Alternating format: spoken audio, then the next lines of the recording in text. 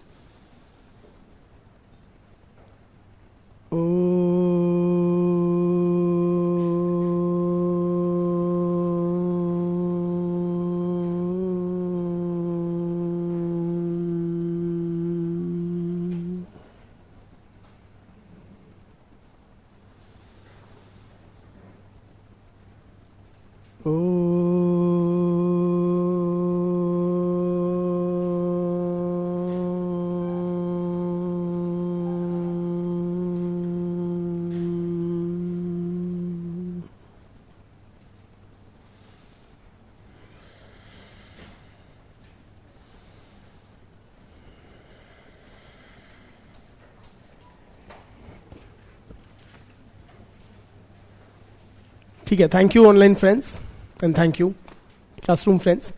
So in the last lecture we had begun discussing about tribal society. Give me a classic, no talking, classic definition of tribes. Brother, as you sit. Yes.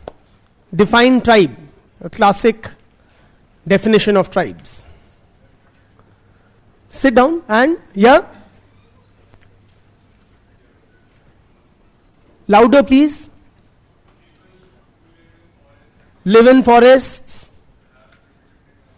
Wonderful primitive technology. Keep adding.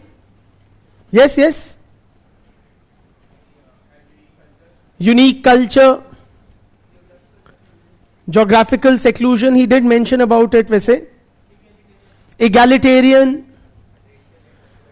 Racially and culturally distinct. Endogamy, mentioned already. Avoid contact with outsiders. Ancestor worship. Did not revise. Political autonomy. हो गए सारे possible? हो गए? लगभग. Also in the Indian context, distinct from caste society, non-Hindu, non-Muslim. है ना? ठीक है. Now what is the problem with this definition, brother? जब आप लेट आते हो तो अलग ही नजर पड़ती है. What is the problem with this classic definition of tribes as politically autonomous, small size, backward, primitive technology वाले?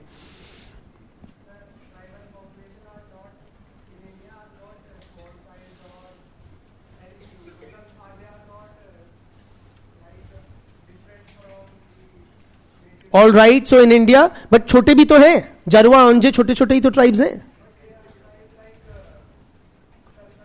हाँ, so there are tribes of varied sizes, है ना, or that they are not clearly distinct from the non-tribals. Tell me about tribal religion, बिटिया.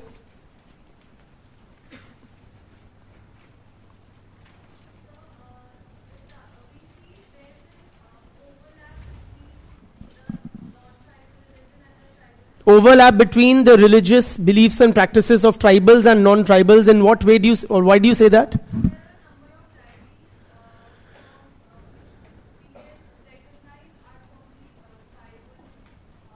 Yes.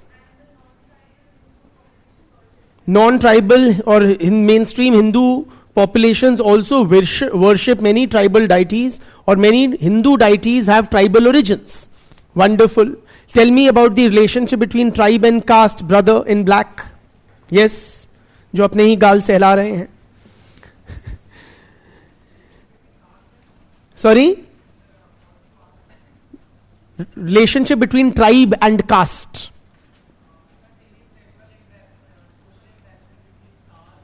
Okay, or you begin with first the classic, dichotomy or distinction that we draw between tribes and castes, which is what? Hierarchy in caste, egalitarian tribes, or ठीक है, nature worship, ancestor worship, etc. in tribes, and castes are more like, Hindu, the mainstream Hindu pantheon. ठीक है, and then carry forward that argument that they are not too different.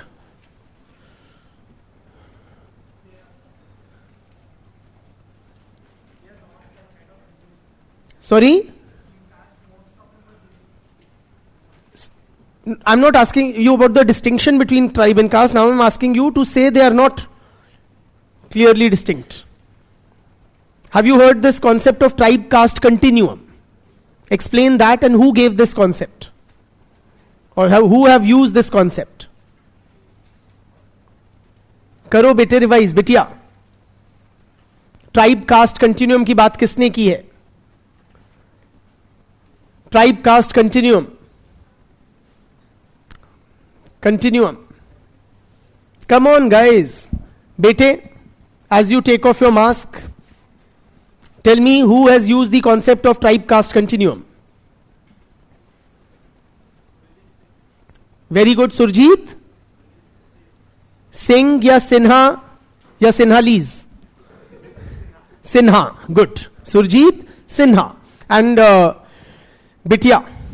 हाँ, और क्या? आप ही आए हो स्पेशल. तो आप बताओ, what is this tribe caste कंटिन्यूअम?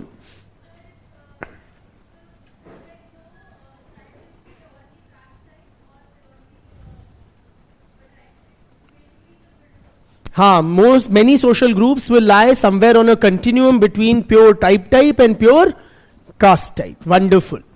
ठीक है. Who talks about the Bitya tribe Rajput continuum? No, your neighbor. हाँ, आप इंस्पेक्ट्स. हाँ, pass over to you. Surajit Sinha. See, life is so simple. Good.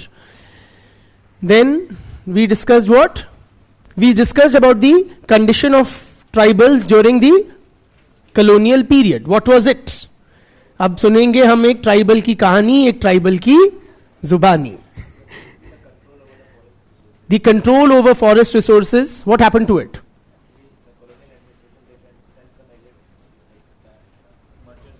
Yes, the colonial state sent agents for what purpose? Yes, who were known as dikus in the forest areas for what purpose? Commercial exploitation of the forest resources. बिल्कुल. और क्या किया commercial सरकार ने, colonial सरकार ने?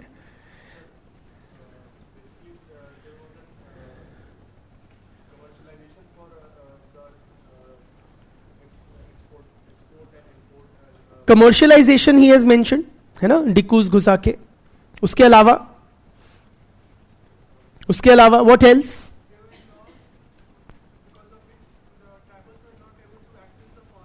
Very good. So the tribals' access and control over forest land and forest resources was greatly curtailed. Yes, as Elvin said, ki every day a tribal would break at least one law, forest law, every day of his life. है ना? तो इसकी वजह से what did we see? Tribal uprising, such as, name some. Munda, Nagas, हो, संथल्स. जो tribe का नाम लोगे उसके आगे लगा दो रिबेलियन. वाकई में सभी ने प्रोटेस्ट किया था. This is where we stopped. And we also undertook a quick analysis of the tribal uprisings. Brother, yes? No, sorry, not you, sorry. हाँ बेटे, Yes, नहीं, reason नहीं, analysis of these tribal movements and uprisings. Okay, geographically, which part of the country were they located in? नहीं, ऐसे मत कहो. What we said was they were localized. मतलब एक संथल रिबेलियन एक टेरिटरी में हुआ और नागा अपराइजिंग अलग जगह हुई. That is what we were meaning to say, है ना? हाँ, ठीक है. So that they were localised. What else बेटे? Showed resentment to the colonial policies. बिटिया, sorry, led by charismatic leaders like Birsa Munda. One more. And others. Okay. और बताइए बिटिया. Contribute, continue with that analysis, बिटिया. Yes, in pink or peach or whatever.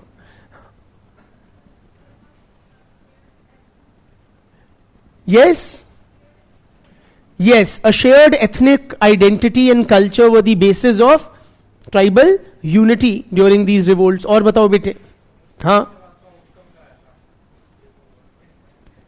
क्या outcome? हाँ, repressed and national leaders became aware of the concerns of the tribal population. ठीक है. Now moving ahead. Tribal development after independence.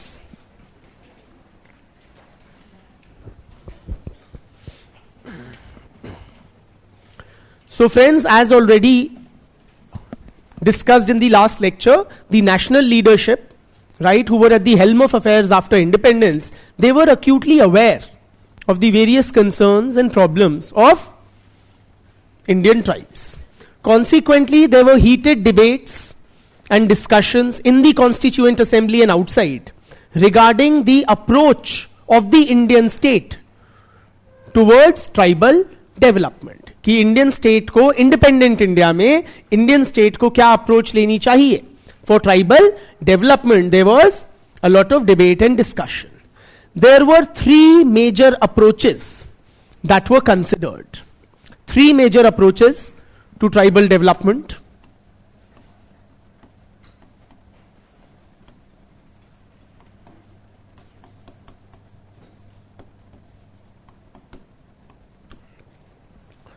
The first approach is the isolation approach. And the staunchest proponent of this approach was Verrier Elwin.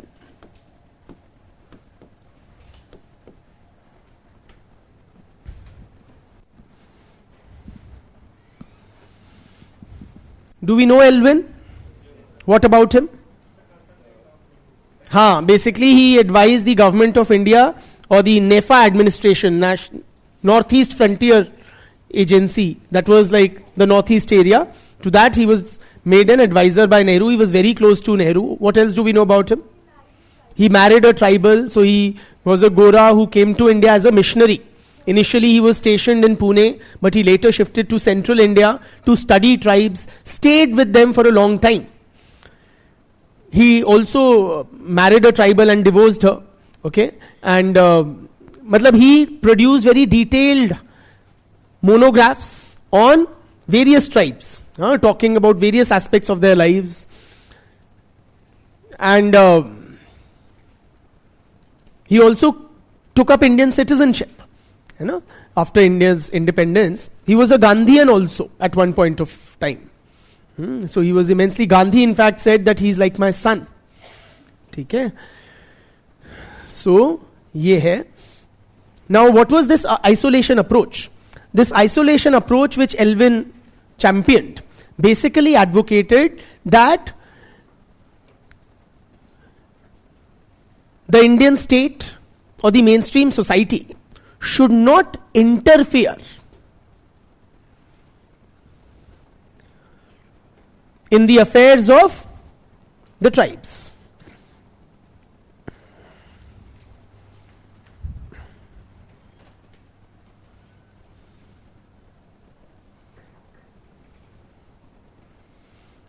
The Indian state and the mainstream society. See, the Indian state will always be in the hands of who?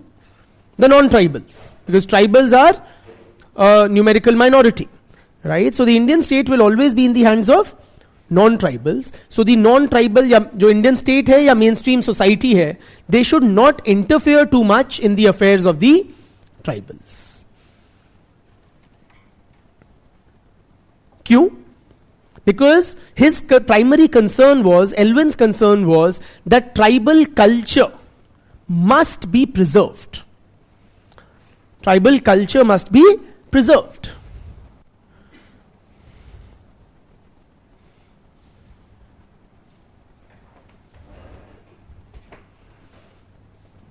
So any external imposition on them will lead to erosion of their culture. Okay? Therefore, Elvin opposed not only state interference, but also the activities of Christian missionaries and Hindu reformers in tribal areas. He opposed the activities of the state as also Christian missionaries and Hindu reformers in tribal areas.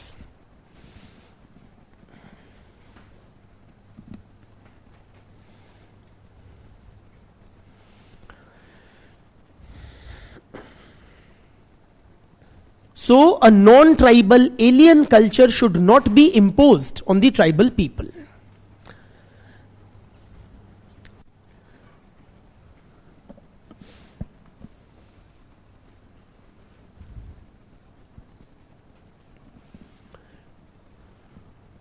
I repeat कि क्या?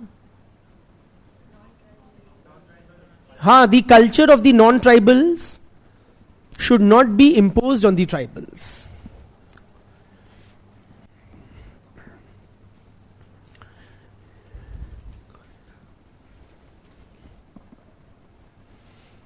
You know, now there was a lot of Hindu reformers, Christian missionaries who were working in tribal areas, purportedly for the benefit of the tribals. So why is he opposing those activities? अच्छा ही काम कर रहे थे ना Christian missionaries या Hindu reformers जो थे tribal areas में. But according to Elvin, you know, these efforts of missionaries or reformers, they were basically due to an ethnocentric bias. These reformers or missionaries, they viewed the Christian or Hindu culture as superior to the tribal culture. Are you with me? The missionaries or reformers had an ethnocentric bias. Yani they considered the Hindu or Christian culture as superior to the tribal culture.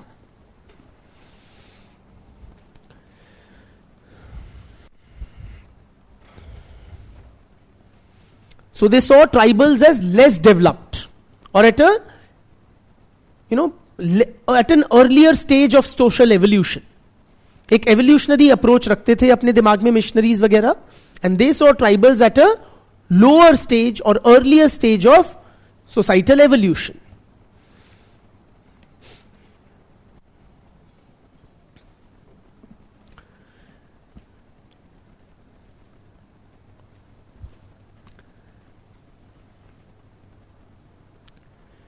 But according to Elvin, tribal culture is not inferior to that of other social groups, चाहे missionaries हो या Hindus हो.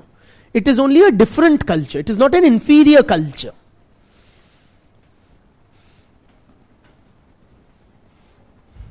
धन्यवाद भैया. According to the isolationists, tribal culture is not any inferior or any, you know, less developed than other cultures. It is simply a different culture. So this tribal culture must be preserved. Therefore, basically he advocated, you know, that the state should let the tribals be, or other people, Hindus and Christians, and they should let the tribals be. एक hands of approach, ठीक है ना.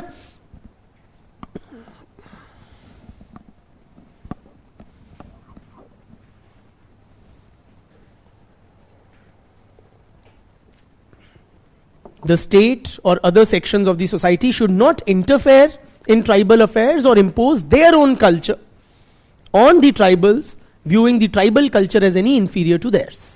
ये बात थी Alvin की. कैसी लगी? लड़का सही कह रहा है या गलत कह रहा है? क्यों wrong? I thought I made a pretty cogent argument. I मतलब Alvin. What's wrong with this approach? बिटिया?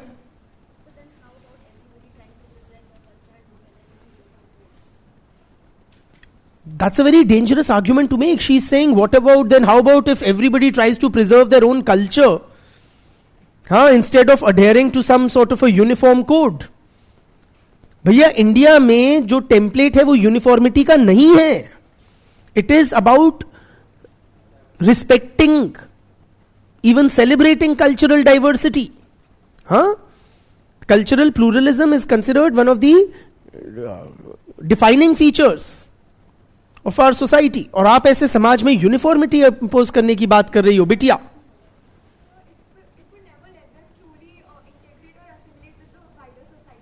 So why should they?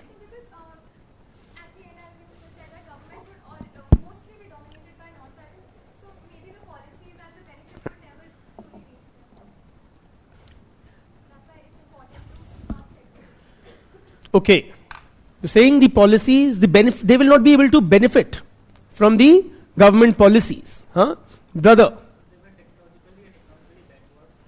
यही तो आपका एथनोसेंट्रिक बायस है.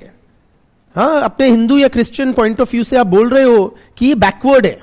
एल्विन कहते हैं बैकवर्ड फॉरवर्ड क्या होता है? ये डिफरेंट है.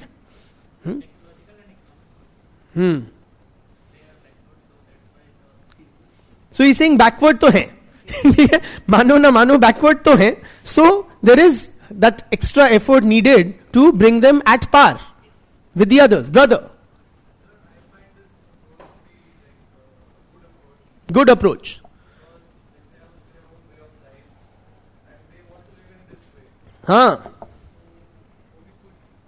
वो भी खुश, हम भी खुश, जी और जीने दो, है ना. लिव एंड लेट लिव वाली अप्रोच है. बढ़िया तो है बिटिया.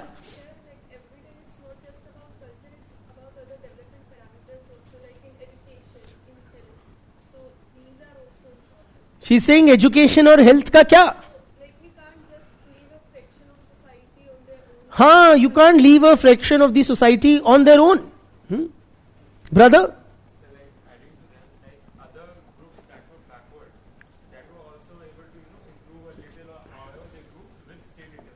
बिल्कुल.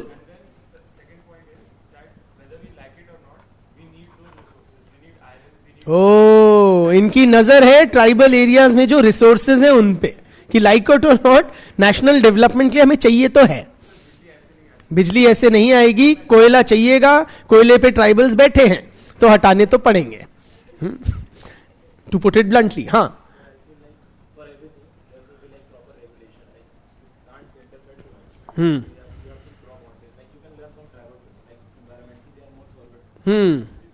Learn from tribals also. Good. ठीक है. Thank you. So yes, this approach came under heavy criticisms.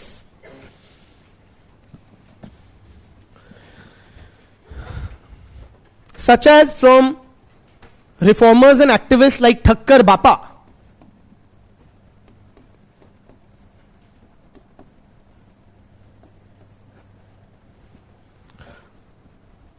And social scientists like Ghure.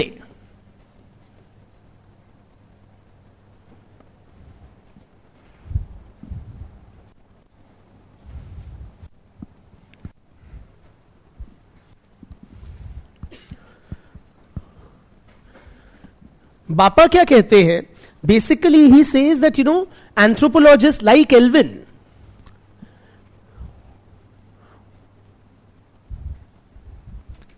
by this isolation approach seek to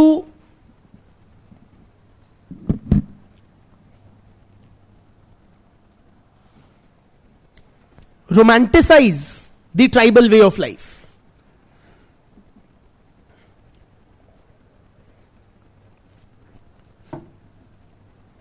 This isolation approach basically romanticizes the tribal way of life. These anthropologists, they are trying to preserve tribal culture.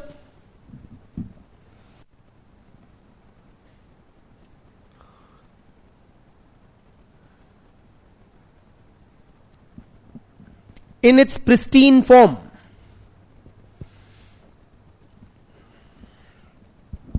इन्होंने इसको बोला, it is this isolation approach is like a national park approach. Critics like Bapa called it the national park approach. I repeat, critics like Bapa regarded this or termed this isolation approach as national park approach. National park या जू में कभी जाते हो तो क्या देखते हो? वहां पे क्या किया जाता है? एनिमल्स को एक काइंड ऑफ नेचुरल एनवायरमेंट्स में प्रिजर्व किया जाता है. Why? For the sake of the visitors, या हम जाके देख सकें. इसी तरह ट्राइबल्स को in their state of purity of culture के नाम पे, in a state of backwardness, they are being preserved. Are you with मी?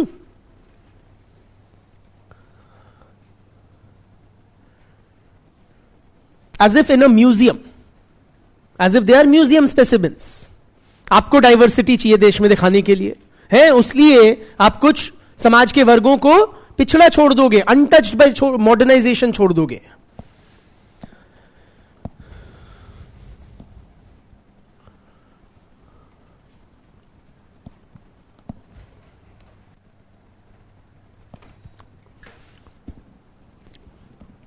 क्या नाम है तुम्हारे?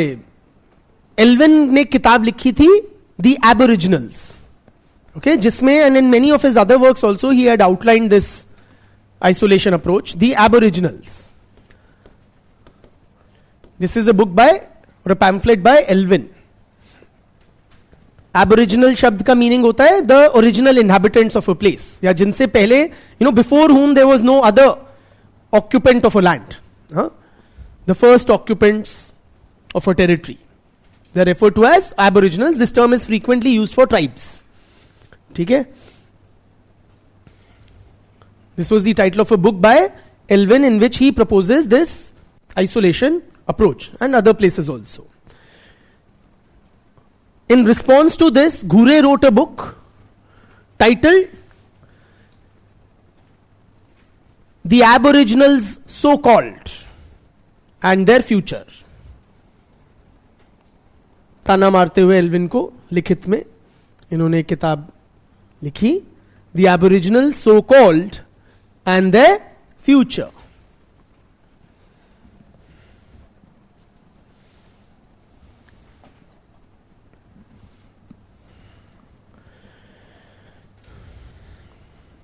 He also is very critical of the isolation approach. Isolation क्या करेगा? Will cut off the tribals from the national mainstream.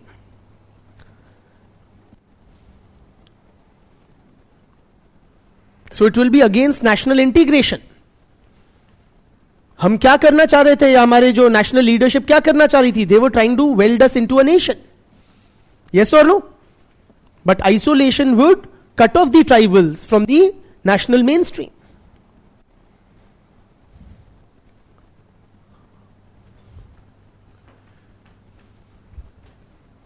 It will be a hindrance to national unity and integration, right? Both Bapa and Ghure, they were of the view that tribals, friends, are equal citizens of India. So why should they be denied the benefits of development which the other sections of the population are reaping?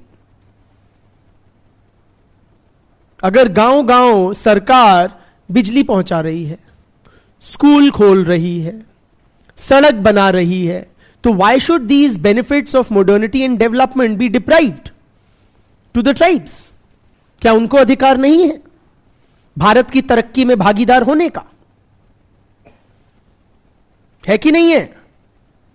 बिल्कुल है. I said the isolation approach, according to critics, deprives the tribals of the benefits of modernity and development.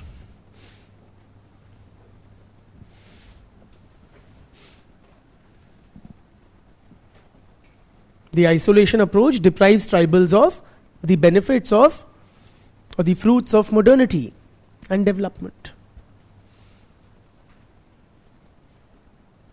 So जिस तरह से Indian state की जिम्मेवारी है, just like the Indian state has an obligation to improve the conditions of the other sections of the society, it is equally obligated to improve the lot of the tribals.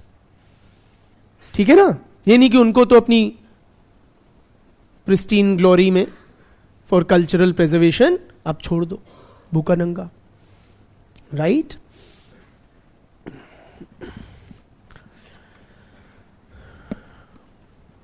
Another approach was the assimilation approach.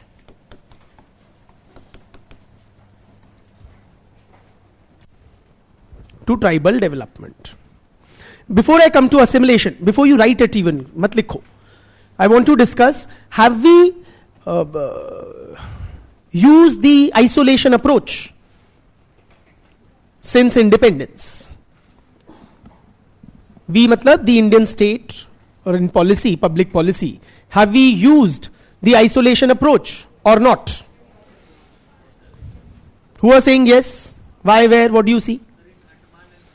Yes, so for several tribes which are on the verge of extinction, such as in Andamans, you know, there is consciously their integration into the rest of the, or into the mainstream is avoided, and an isolation kind of an approach is followed, like Sentinelese वगैरह को लेके. One is that.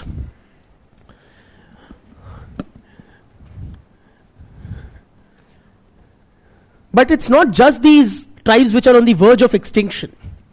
Please appreciate even otherwise. For example, in the 5th and the 6th schedules of the Indian Constitution, a certain degree of hands-off approach is adopted. Right? Some sort of a greater degree of autonomy is envisaged for the tribals in the 5th and 6th schedule areas.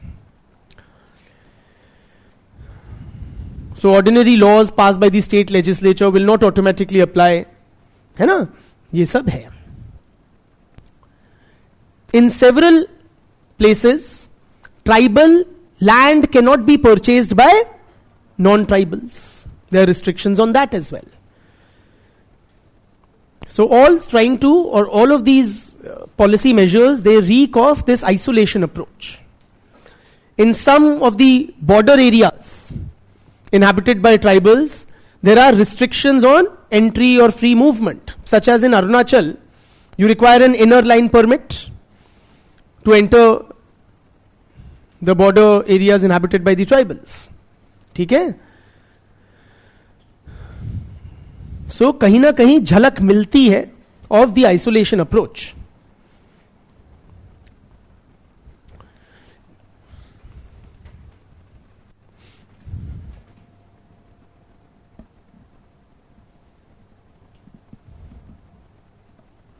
ठीक? Moving on, क्या नाम है तुम्हारा? Assimilation approach. The strongest proponent of this approach was Gure.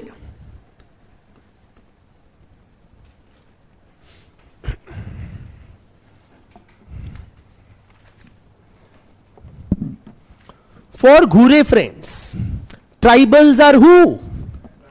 Tribals are backward Hindus. Matlab they are very much a part of Hindu society, but they have remained backward. Now, why have tribals who are Hindus only remained backward? Because suffer from some cultural defects. Tribals suffer from some cultural defects. And these defects basically keep them backward, prevent their growth.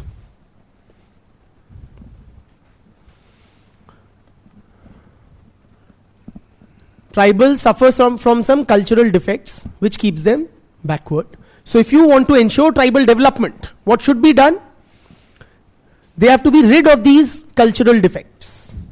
How do you rid them of these cultural defects? So if they are partially Hinduized, you make them fully Hinduized.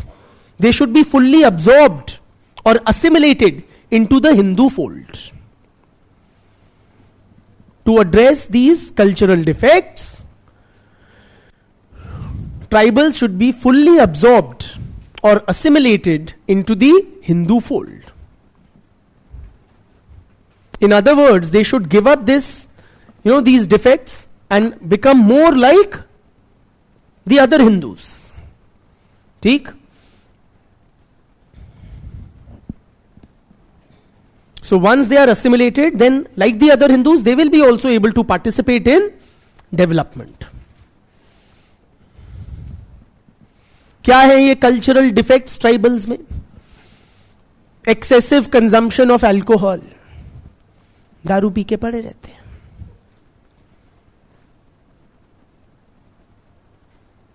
Drugs, various forms of intoxicants, दारू और नशा खूब करते हैं. Loose sexual morals,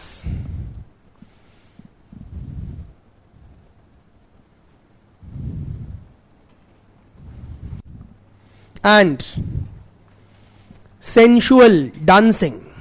He said that. हाँ, ऐसे ऐसे dance करते हैं कि जो ऑपोजिट सेक्स के मेंबर्स होते हैं वो उत्तेजित हो जाते हैं. ट्राइबल डांसेस थोड़े इस प्रकार के होते हैं. अब साफ बात है, अगर आप दारू या नशे में पड़े रहोगे, यू हैव इनएफिशिएंट, और भी बता रहा हूं डिफेक्ट ट्राइबल कल्चर में, इनएफिशिएंट, अरे बोलने तो दो यार, इनएफिशिएंट प्रोडक्शन मेथड्स.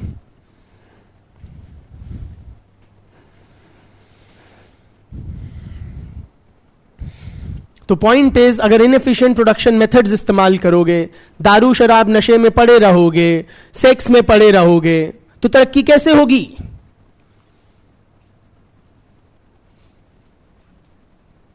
जो अच्छे हिंदू होते हैं वो शराब को हाथ नहीं लगाते हैं, ट्राइबल लोग लगाते हैं.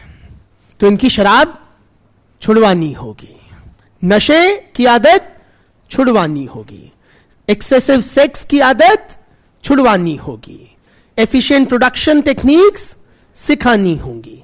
तब जाके ये भी तरक्की करेंगे बाकी हिंदुओं की तरह. ठीक? कैसी लगी? Does it hurt? It's quite, what should we say? गलत बात है ना ऐसे किसी के बारे में अनाप शनाप टाइप बोलना. हाँ, but even if it hurts, the more pertinent question is it true? Is it true that tribals have what he suggests they do? क्या ट्राइबल्स ज्यादा शराब पीते हैं, नशा करते हैं than the non-tribals? Any insights from tribal culture? Bitya?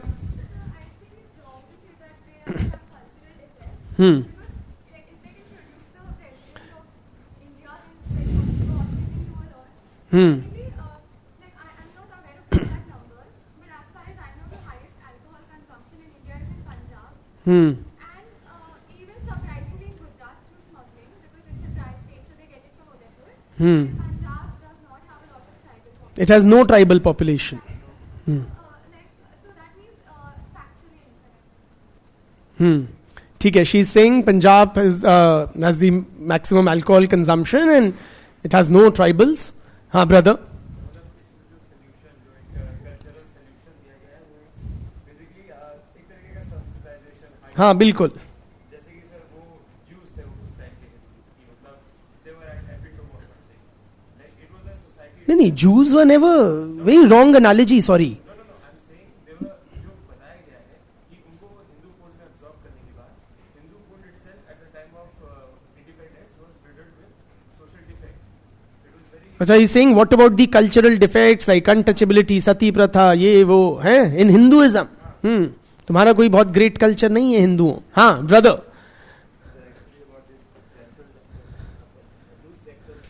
Loose sexual morals.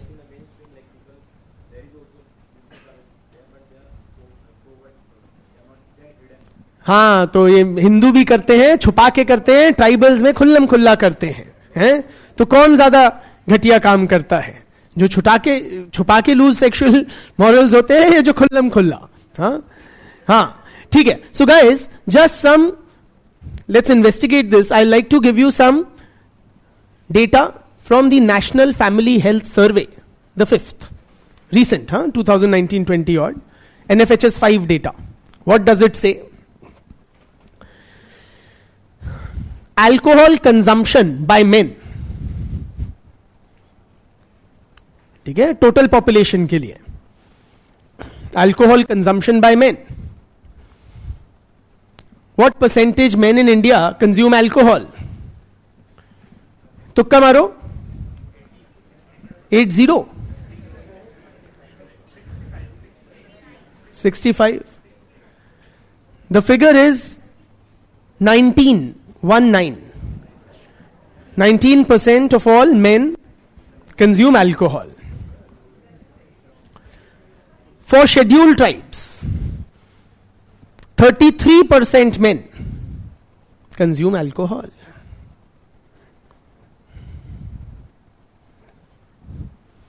Alcohol consumption by women, कितने प्रतिशत भारतीय नारियां शराब का सेवन करती हैं? 10%. 7. 1% of Indian women in the total population consume alcohol. The rest don't admit to it. ठीक. For scheduled tribes, 6% ST women consume alcohol.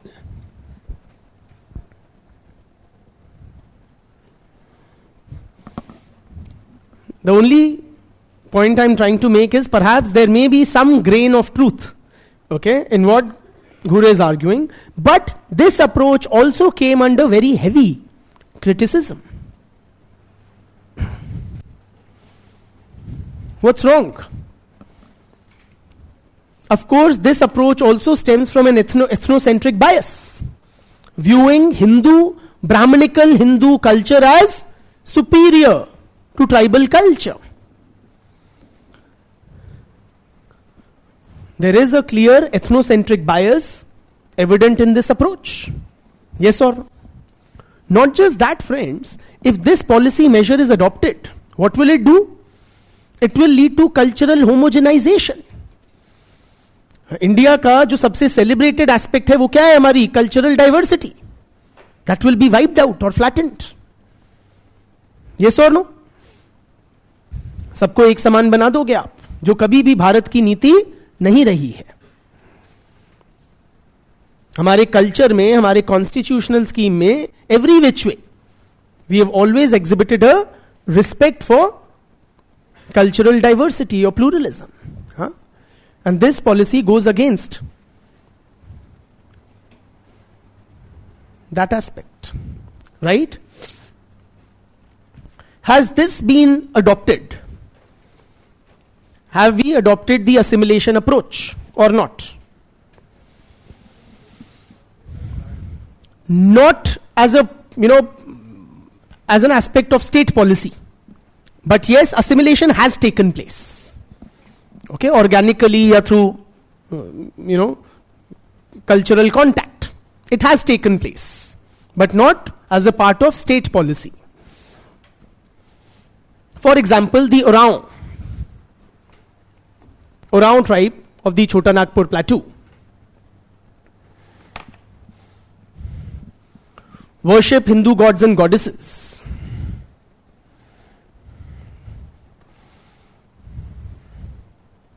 And engage the services of a Hindu priest. साफ बात है, many tribals are living in the midst of non-tribals or Hindus. So, एक organically या naturally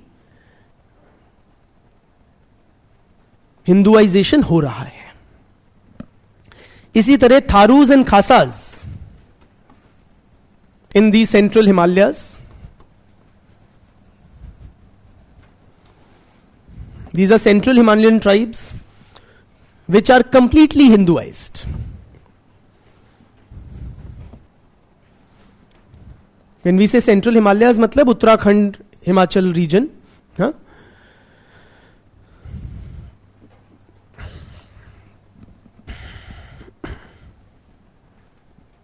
ठीक.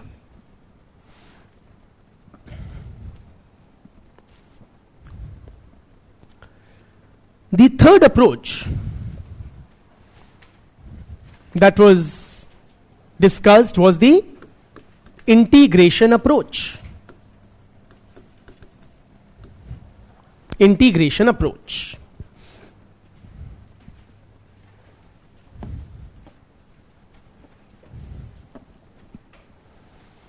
This approach argued what? That the benefits of modernity and development should reach the tribals. They should not be deprived of them. The benefits of modernization and development should be made available to the tribals.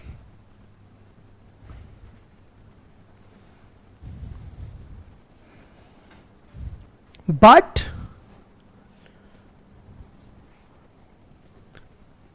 the non-tribals must not impose their culture on the tribals.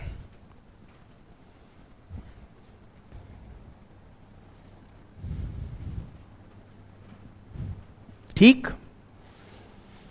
मतलब कि let the tribals progress as the nation does, but let their cultural core be preserved without destroying that. So their arts and crafts, their culture, their language, their dress, their food habits, their worship and everything, all of that should be preserved.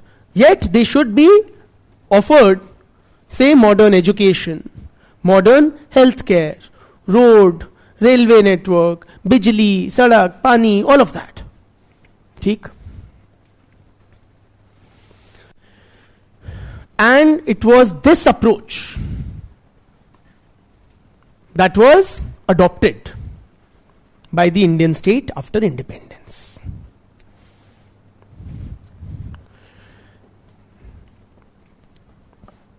If you look at it, in the anthropologist community, both Ghure and Elvin, they over time shifted away from their earlier positions of assimilation and isolation respectively, and kind of towards integration. Okay? So initially both had these very contrasting positions, isolation and assimilation, but later on they both converged on or moved towards this, towards accepting this approach of integration. And one of the biggest endorsements of this approach came from Chacha Nehru. Don't write Chacha in your answers. We aren't in class 5 anymore.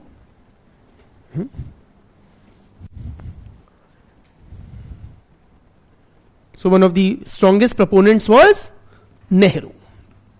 No wonder it became the preferred approach of the Indian state after independence. ठीक.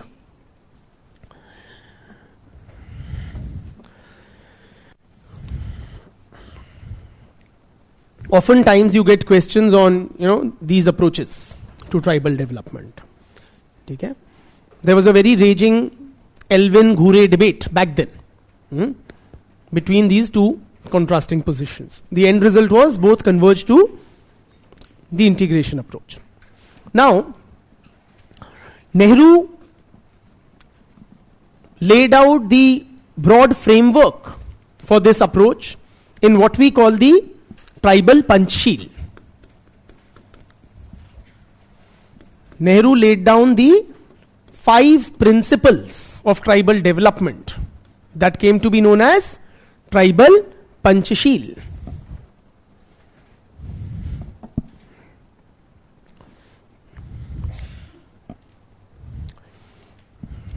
Have you heard the word Panchsheel in another context?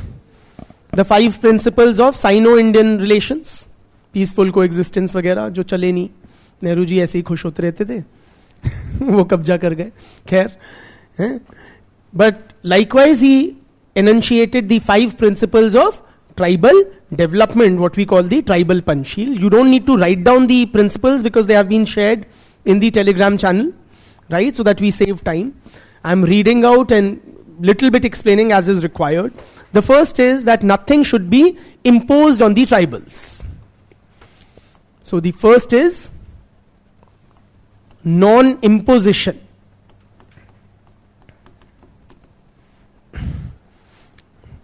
It says nothing should be imposed on the tribal people. They must be allowed to develop along the lines of their own genius. We should try to encourage in every way their traditional arts and culture. Right? Talking about the same thing which Elvin was concerned about, which is that the tribal lifestyle, their arts, their culture must be preserved and it should not be kind of, replaced by or absorbed into that of the mainstream or the non-tribals. Right? The second principle is tribal rights in land and forest should be respected.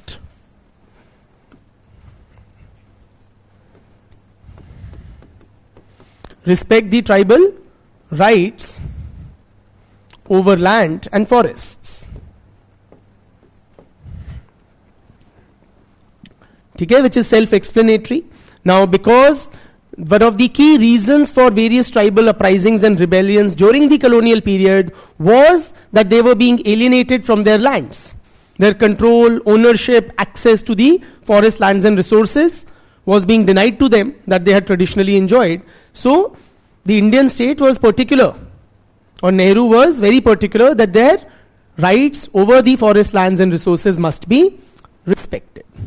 The third focuses on team building.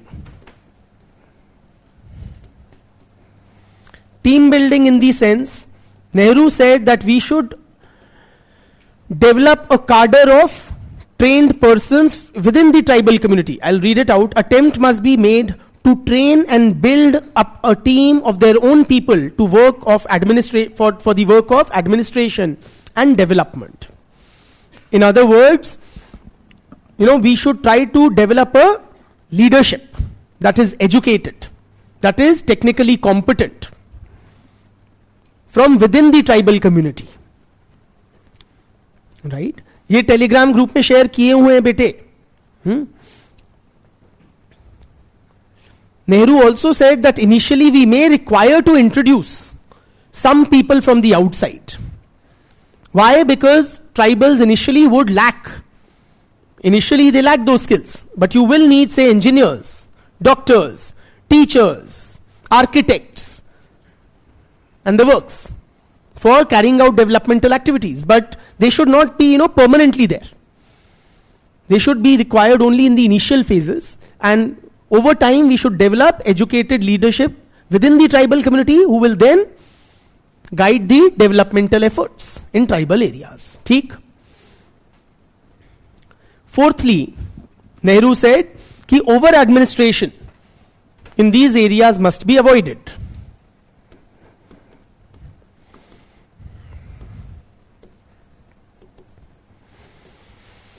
मतलब कि tribal areas should not be, inundated with or flooded with too many schemes, policies.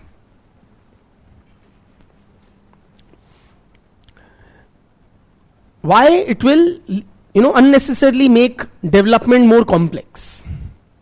Also, see, Nehru said that, we should not work against their established social arrangements. Rather, we should try to work with them. What it means, basically, in any society, friends, which has been long in existence like tribals, there would be there would already be some mechanisms, say, for healthcare. They won't have modern healthcare, but they would have some healthcare system. If a tribal falls sick or whatever, they'll have some medicinal healthcare system in place. Likewise, they would have some education system to pass on skills and knowledge to the next generation. Not modern education, not ABCD or K, but whatever was the repository of knowledge of the tribal people, they would have some system of passing it on to the next generation. Now when you meaning the Indian state, you are erecting structures for imparting modern education, healthcare, vagera, they should not be working at cross purposes with their existing structures. Otherwise, the implementation will be ineffective. People will get confused. The readiness to accept them will be, less easy to come by. Are you with me? Instead, you should try to use their existing structures or work in tandem with them. ठीक? पंगा मत लो, prevailing arrangement से उनको साथ लेके चलो.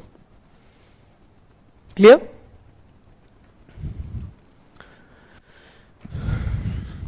And finally, Nehru said we should focus on character building.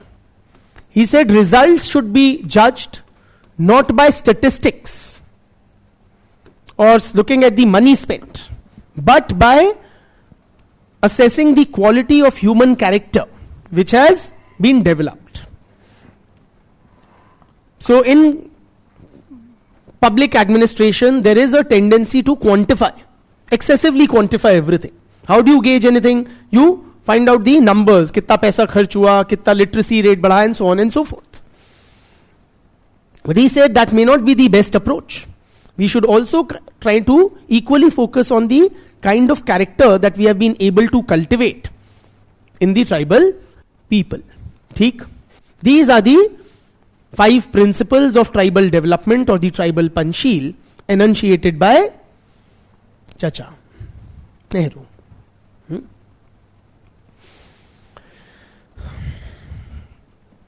These were, of course, the broad principles. And the developmental policy was, or these principles were translated into policy measures through various constitutional provisions, laws, and administrative efforts. So some of the main constitutional provisions for tribal development are Article 15(4),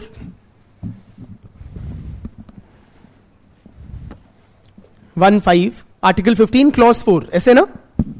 Article 15 clause 4, 15 bracket में 4. Okay?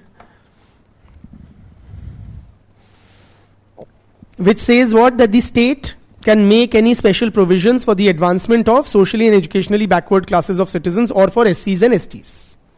ठीक है? Article 19 clause 5. 19 clause 5. What is Article 19? The 6 democratic freedoms, if I remember correctly. Right? Freedom of speech and expression, property purchase. Property अब हट गया, पहले था. Movement, residence, all of that. है ना? Settlement वगैरह. Now, 19 clause 5 puts restrictions. The state can, or enables the state to put restrictions. The state can restrict freedom of movement or settling or trade, etc. for the protection of the interests of scheduled tribes. Right? So it is under this that the state prohibits land purchase, etc. in tribal areas. है ना? You have Article 23, which prohibits human trafficking. Now that does not expressly mention tribals, but tribals are quite affected by human trafficking, so it is of importance for tribal welfare. Then you have Article 29, which is, yes, cultural educational rights, of the linguistic or whatever religious minorities.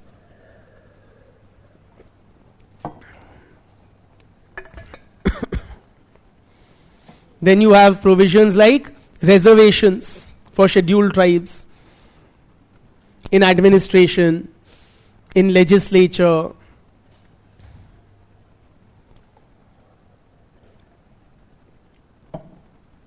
in education. You have a National Commission for Scheduled Tribes.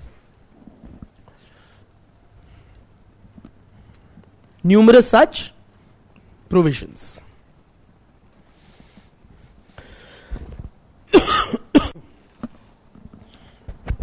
ठीक.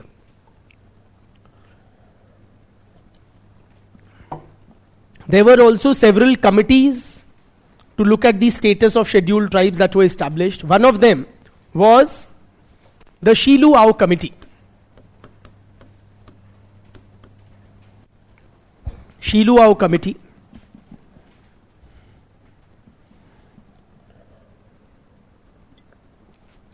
Which highlighted that inadequate funds are being allocated for tribal development.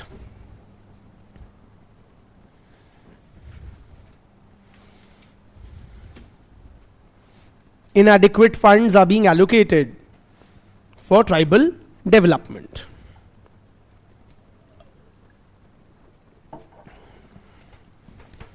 So, the tribal sub-plan approach was adopted.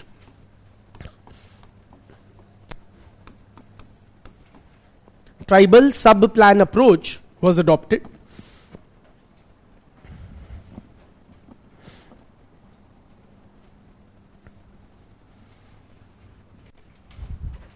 Under which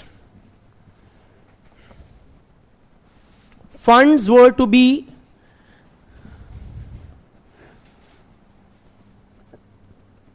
earmarked for tribal development. Funds were earmarked for tribal development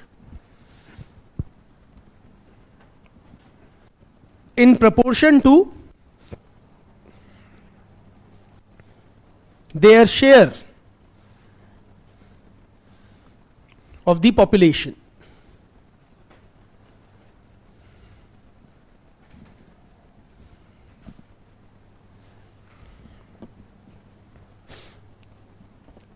Means what? A hypothetical example.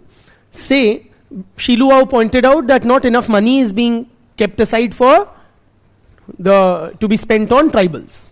So what this approach now made it mandatory that say if your plan expenditure is, nationally, hypothetical figure, say 100 crores for education.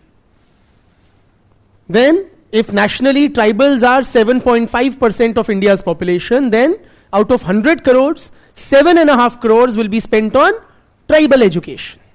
Theek? If say in the state of Madhya Pradesh, again hypothetical, if tribals, say if the education planned expenditure on education is 100 crores, and tribals are 15%, 1/5 of the state's population, then 15 crores have to be spent on tribal education. समझ गए? ताकि मतलब it was to be ensured that whatever funds are in proportion to the share of the tribals in the population. Care. So various such schemes, policies, several laws. For example, some recent laws have been the Peace Act, the Panchayat Extension to Scheduled Areas Act. You have the Tribal Forest Rights Act. है ना?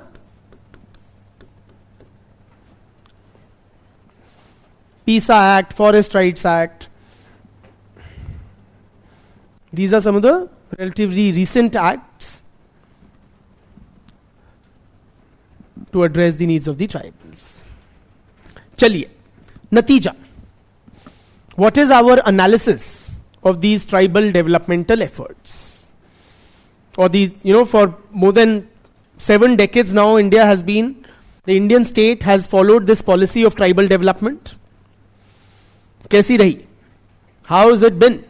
Tribals, How's it been for tribals? What is your assessment of our tribal developmental policy or efforts? Brother.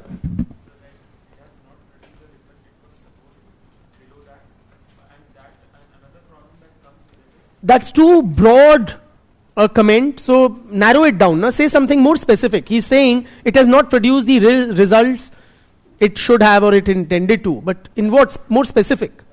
क्या नहीं हुआ है? Okay, they are disproportionately represented in BPL population. Yes.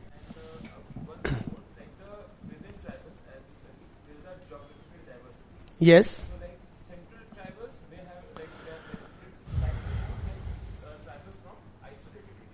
Isolated areas meaning? Northeast.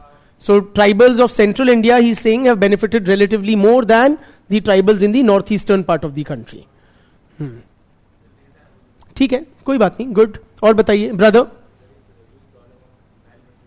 Problem of malnutrition, diseases like TB, anemia. Anemia तो Indian women में वैसे भी बहुत है, but ये sickle cell anemia particularly tribal population में बहुत ज्यादा है.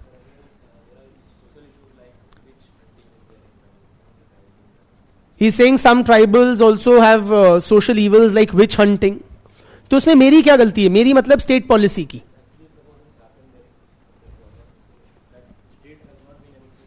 So the state has not done enough or anything perhaps to address this.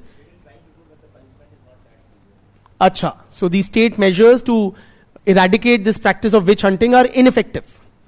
State has been doing it. He was talking about Jharkhand. Which tribes, if you can mention?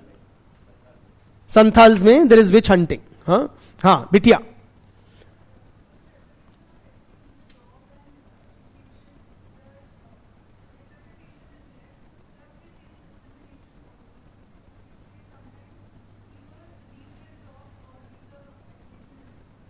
So they STs face discrimination in employment, in education.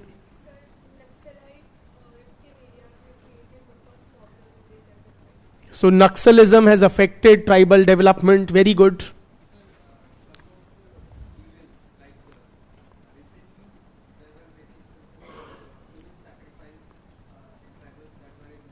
Human sacrifice instances amongst tribals were in news. Enlighten me.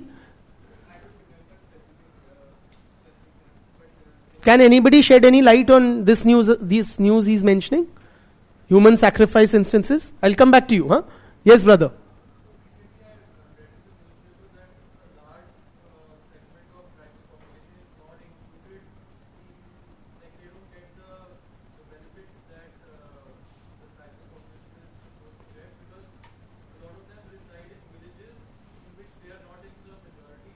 Okay.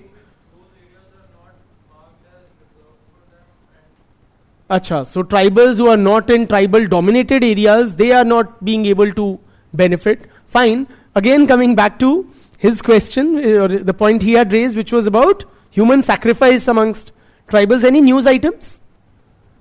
Okay. He's Googling as we speak, which is fine. But yeah, continue. You have anything else to add, beta? Okay. Brother? Displacement, very, very major issue. Statue of Unity, when it was built, 80,000 tribals were displaced for the building of the Statue of Unity. Imagine that. The rehabilitation process is not effective. Brother, coming back to you.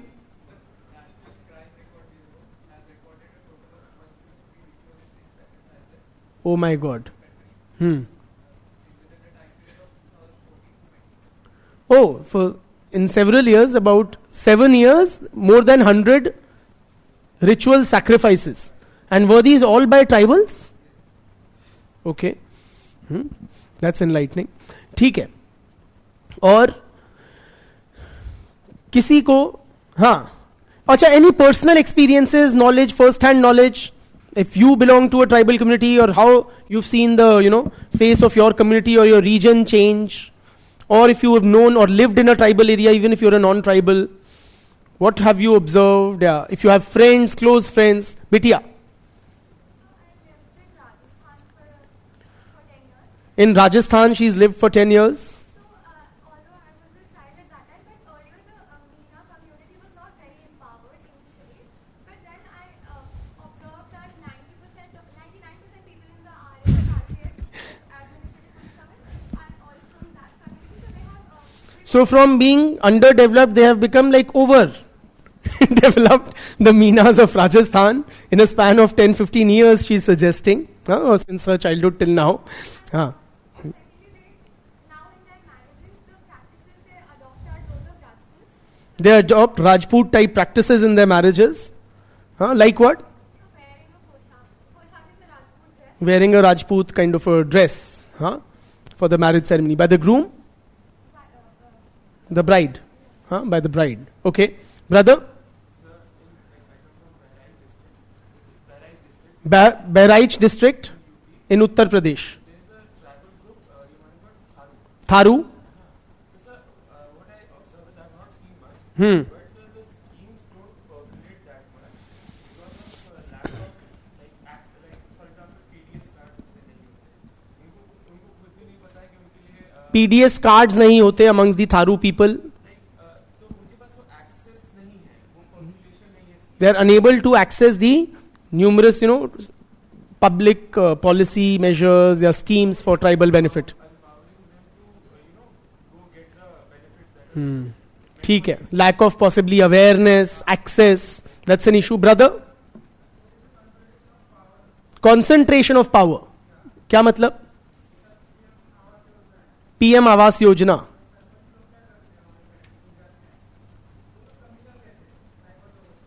The Sarpanch would charge of course, an unofficial commission from the tribals.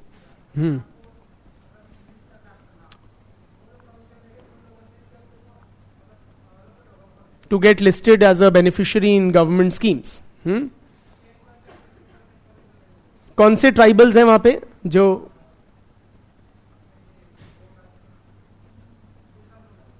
Sorry मुंडा ठीक है मुंडा tribe हाँ ठीक है हाँ brother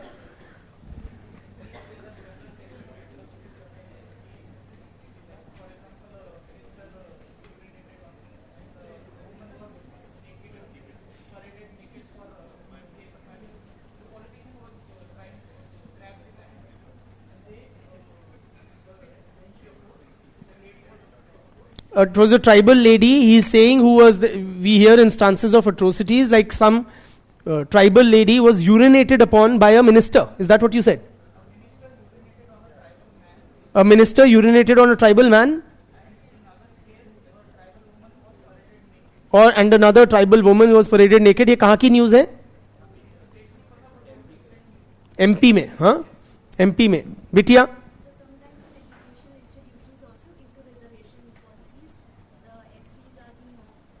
STs are being mocked in educational institutions because of the reservation policy. Their merit is questioned. Have you guys, yeah. Murmu clan of Santhal tribe.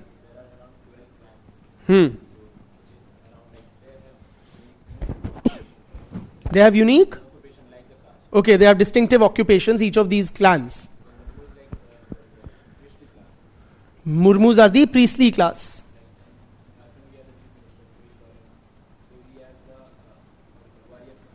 Okay. The Jharkhand CM is from the warrior class.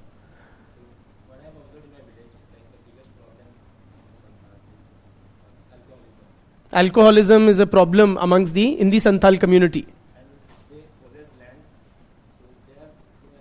They are pretty well off. They own substantial land. people from mainstream, like they come, they settle there, and they use the resources. ठीक है. So what you are suggesting, more of internal problems, चाहे वो witch hunting हो, alcoholism हो, हाँ? Brother? Where? Bengal, हाँ? Near the Durga Pandal. हाँ. हाँ. हाँ.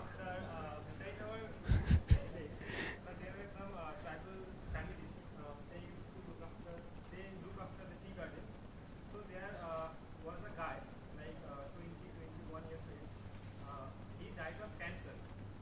tribal guy. Died of cancer.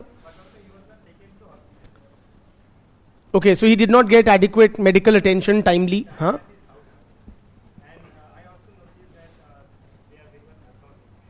And he also noticed कि पीते थोड़े ज़्यादा हैं. Females also. हमारे यहाँ तो सिर्फ जेंट्स लोग पीते हैं.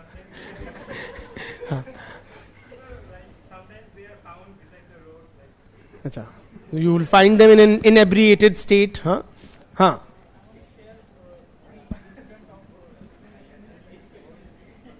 First hand knowledge? Guys, सुनो. A classmate of his in diploma,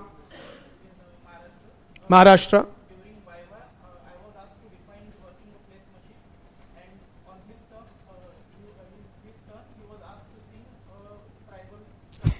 So during the Viva being conducted in a technical institute, a tribal student was simply asked to sing a song because he was not considered capable enough of answering any sort of technical questions. है ना? ठीक है. Also, I'm from Manipur, but I have friends belonging to scheduled tribe. They get reservation in everything and all. But once their member got selected in a job, then they leave the village and stay at the town, not thinking about the development of the village. I think the corruption and not implementing tribal development schemes are major reasons why many tribal areas are not developed still, despite various schemes and policies. And by the way, वो I think urination वाला minister नहीं था, BJP कार्यकर्ता था. ठीक है? That correction has been offered.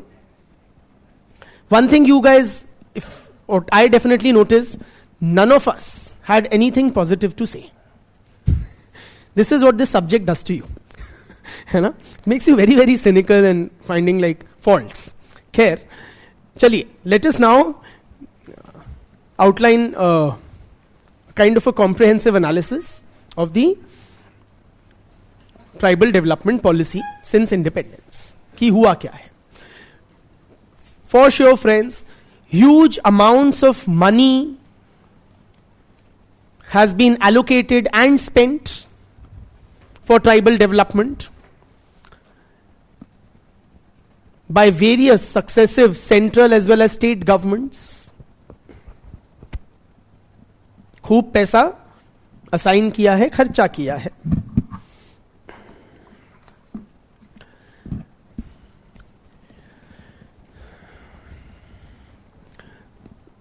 A lot of infrastructure has been built in many tribal areas.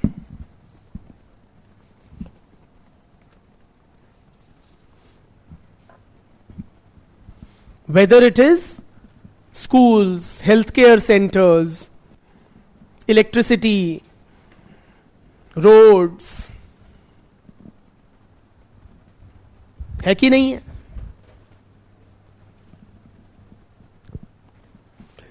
The earlier geographical seclusion of several tribes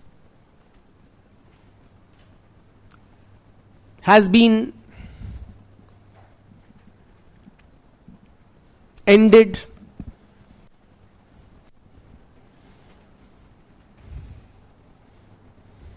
With the building of roads, bus services, railways, connectivity बढ़ गई है. Even in the northeast, friends, which is like geographically a difficult terrain to build upon or for infrastructure development. The literacy rate of the scheduled tribes has increased substantially from a meager 3.5% in 1951, yani when we got independence, to 59% in 2011.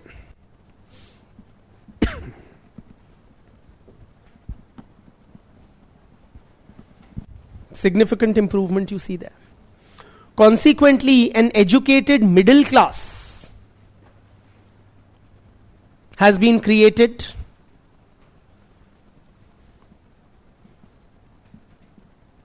In many tribes.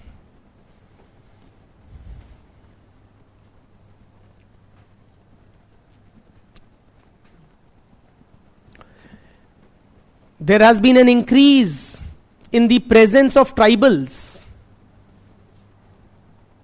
in positions of power.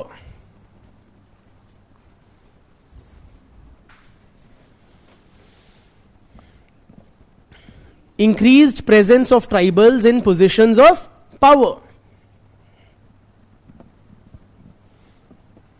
As legislators, administrators, है कि नहीं civil services में, है कि नहीं विधानसभा में या लोकसभा में, including the top most office of the land, president of India. So we see increased tribal presence in the politico-administrative system. Right?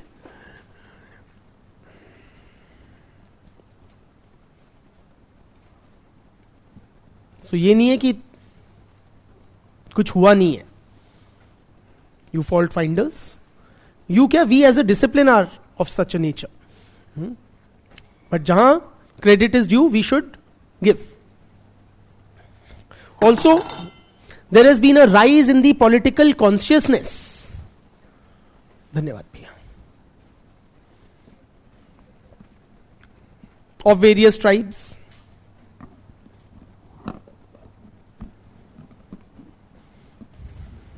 Political consciousness of many tribes has been raised, and many tribals are enthusiastically participating in the democratic processes. चाहे voters के रूप में, civil society activism के रूप में, they are putting forth their demands. ठीक.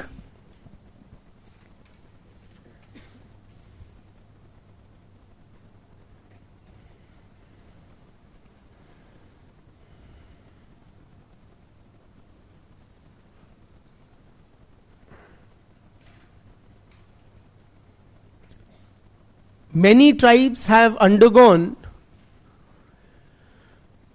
a fair degree of modernization.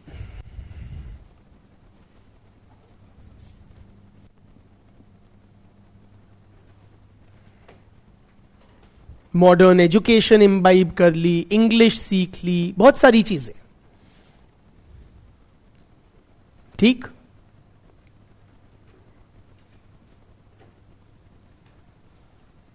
However,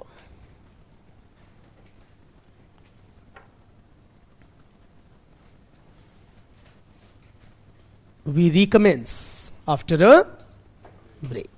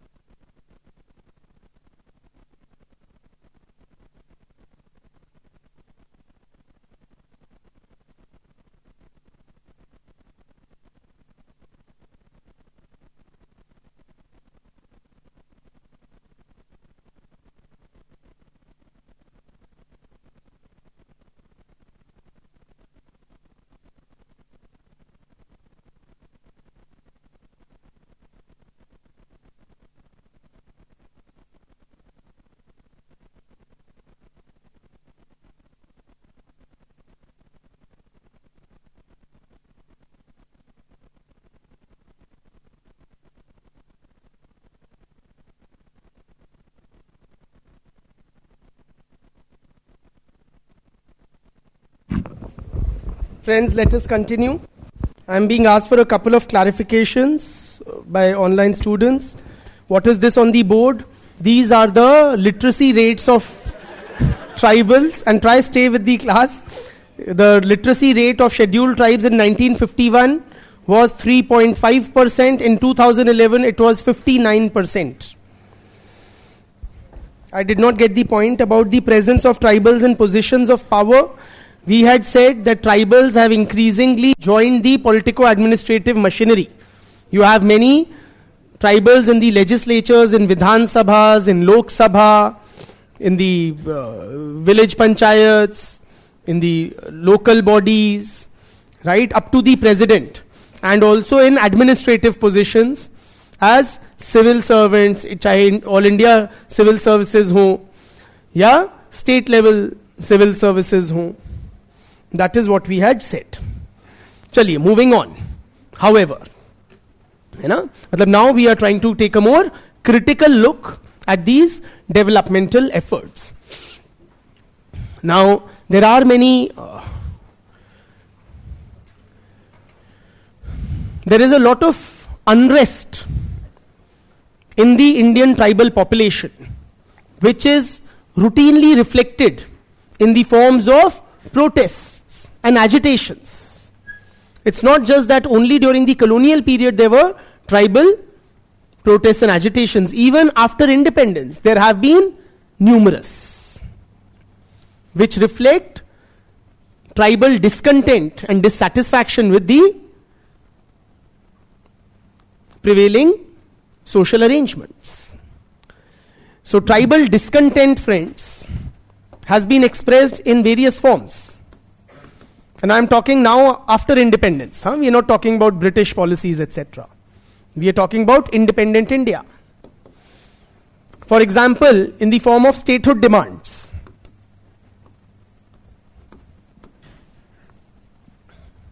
Some such statehood demands have been met, such as Jharkhand, Chhattisgarh, while some remain unaddressed till date, such as Bodo land, Gorkha land.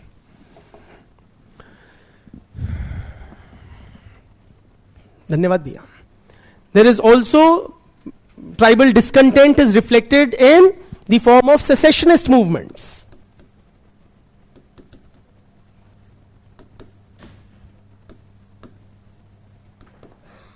Such as the Greater Nagalim movement, which seeks the creation of an independent Naga homeland, carved out of the Indian state of Nagaland, some neighboring states, as well as parts of Myanmar.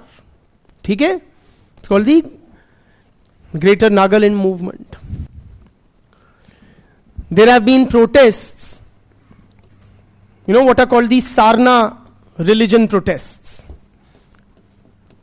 Many tribals are demanding that they are not Hindu. So there should be a separate category of Sarna, which is how the term they use to define their religion. That should be listed as a separate category in the census. Presently, the census doesn't provide that. We'll be talking about the Sarna protests in some greater detail soon, matlab today itself. Okay? There are protests, say, for agitations for inclusion in the ST list.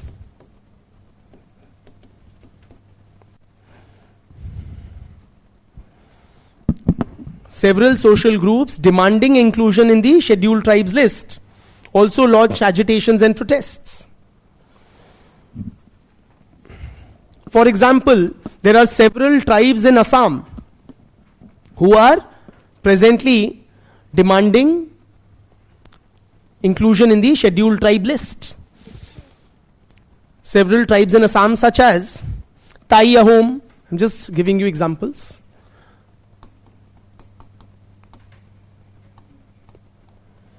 Koch Rajbongshi,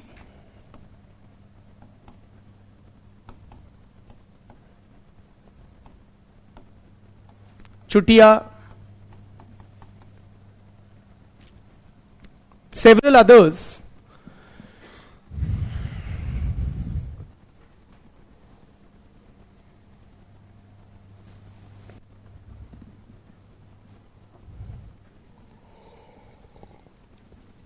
In fact, a part of the reason for the present kooky mighty conflict is also who is demanding?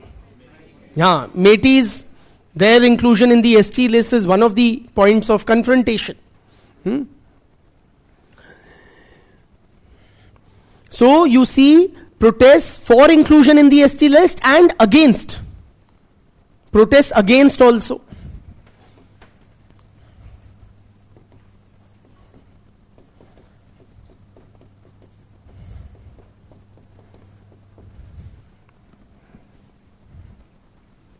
So when a tribe is, campaigning for inclusion in the ST list, when a social group is campaigning for its inclusion in the ST list or is included in the ST list, there are also often protests from other tribes who are already in the ST list against such inclusion. Why?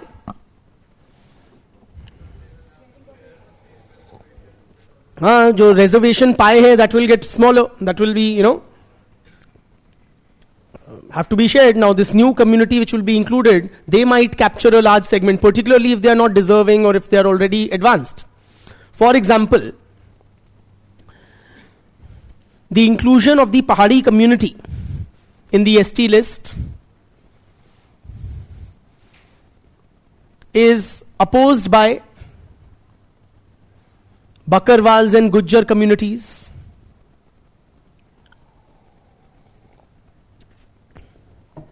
Bakarwals and Gujjars are protesting against moves to include Pahadi community in the ST list. Because these guys claim Pahadis are already quite advanced. They are high caste Hindus.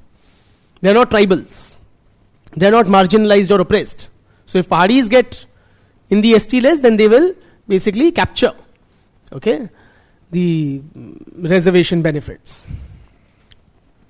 So इस तरह के various protests and agitations have been witnessed. क्यों? मोटा मोटी, why do we see so much unrest? May I delete? Why do we see so much unrest in India's tribal population? Reasons or analysis is as follows. Please appreciate, friends, the colonial state had only begun the process of industrialization.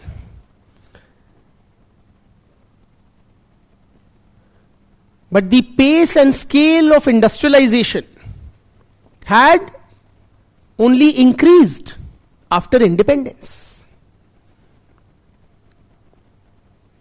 After independence, the pace and scale of industrialization increased.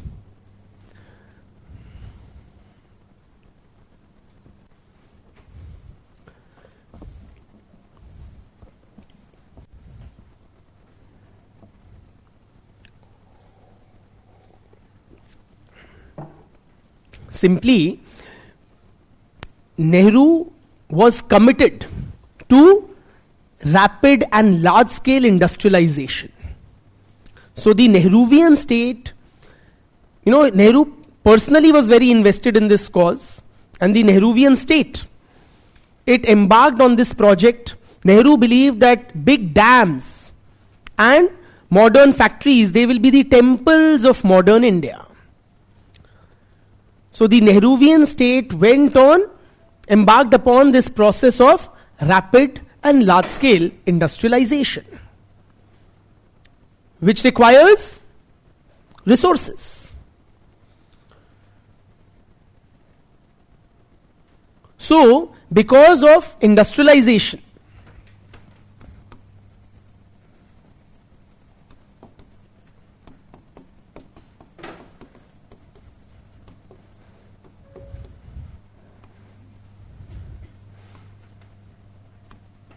tribals were dispossessed from their lands. So the tribal Panchil was paid lip service to, but increasingly tribals were dispossessed from their lands. तो ये in fact intensify हो गया after independence.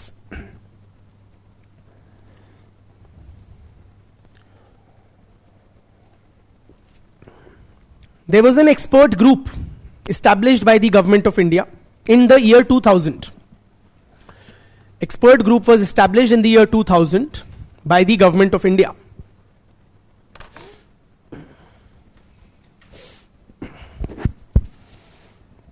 On the prevention of alienation of tribal land.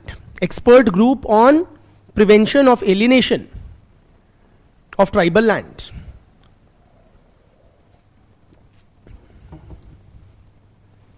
Expert group on prevention of alienation of tribal land.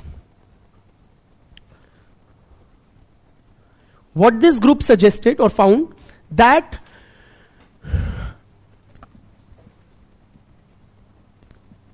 of the total population displaced by developmental projects, of the total population displaced by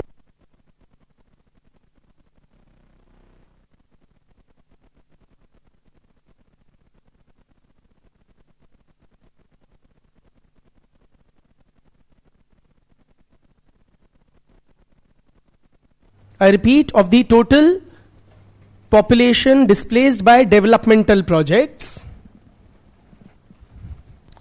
as much as 47% were tribals.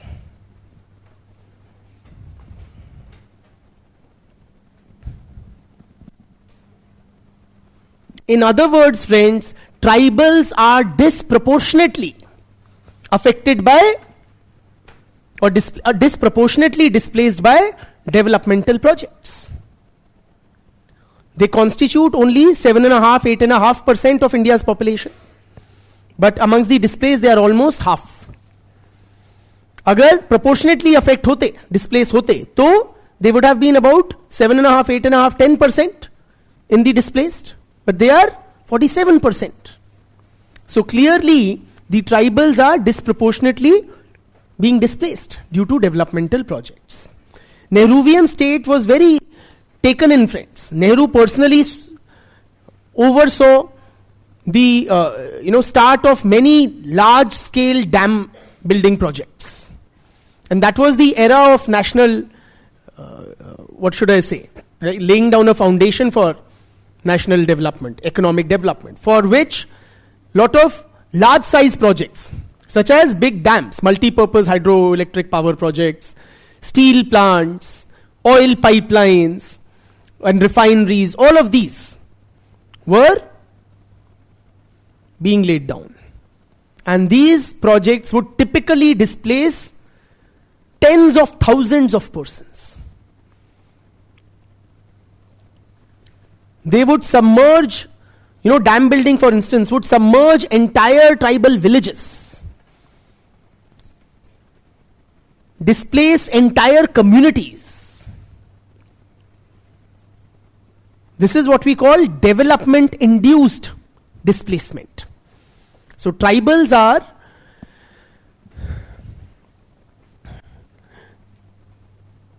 these kind of statistics compel one to conclude that tribals are victims of development.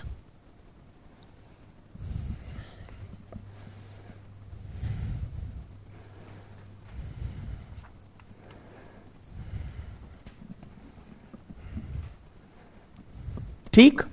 In other words, friends, the fruits of development are being क्या करते हैं fruit को खाते को are being kind of enjoyed by other social groups, while tribals are paying the price for it by losing their lands. But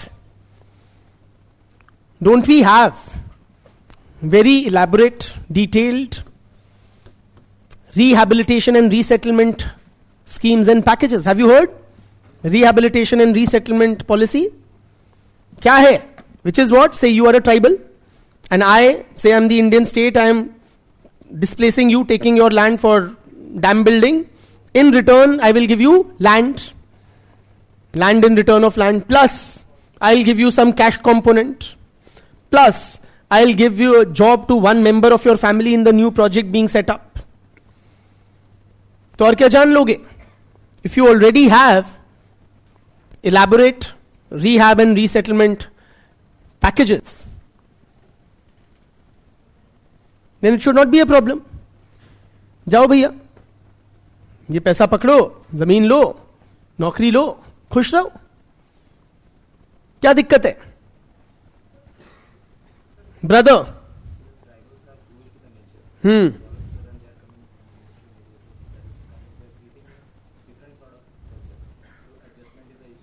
okay.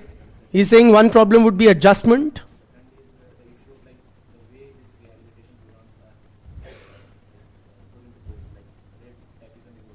Red tapeism is there, corruption is there, okay, all those administrative bottlenecks. Yes, you had raised your hand, brother, boy. Same only. What a coincidence. Huh.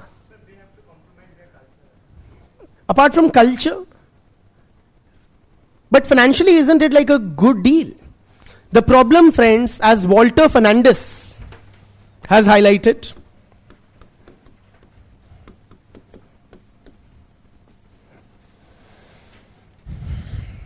of course, we have elaborate rehab and resettlement policies. The problem is their poor implementation. Fernandez has highlighted the poor implementation of rehabilitation and resettlement policies.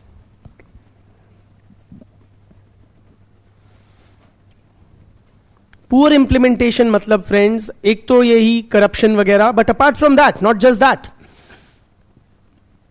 Oftentimes, for example, when land is given in lieu of land, the land procured or taken in by the project may be fertile, while the one which is given in return is barren or very far off. Are you with me? Job you give them in the modern industry, but the tribals do not have the skill sets to make use of those job opportunities. Cash component is often frittered away. Daru and all this, as you know. Okay.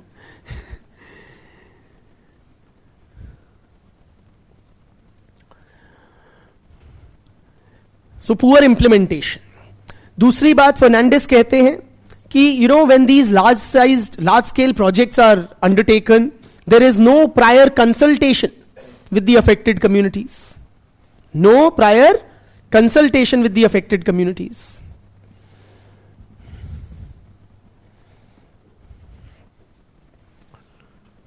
Consultation छोड़ो, oftentimes they are not even given adequate prior notice.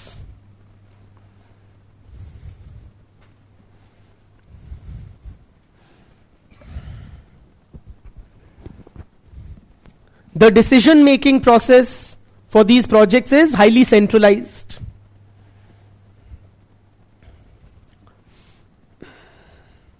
So the most affected people, they barely have any say in these large-size projects.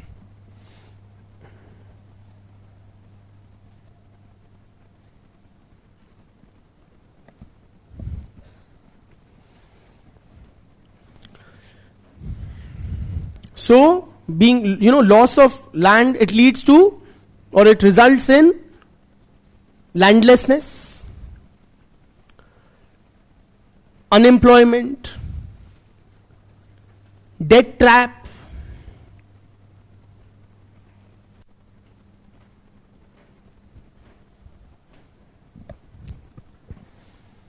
loss of livelihood.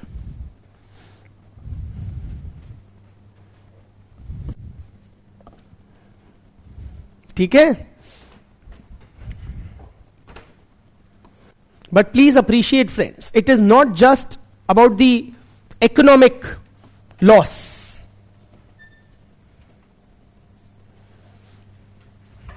As was rightly pointed out, being uprooted from their habitat also results in cultural alienation.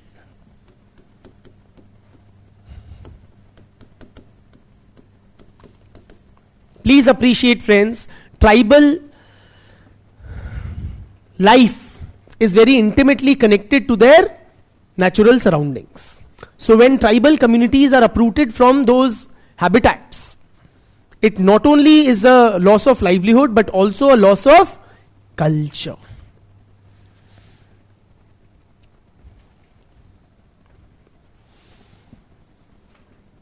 Have you seen that movie Avatar? Not the Rajesh Khanna one. James Cameron wali Avatar. Yes, in which they show the Navi people and the Earthlings, led by, of course, who else but America, right?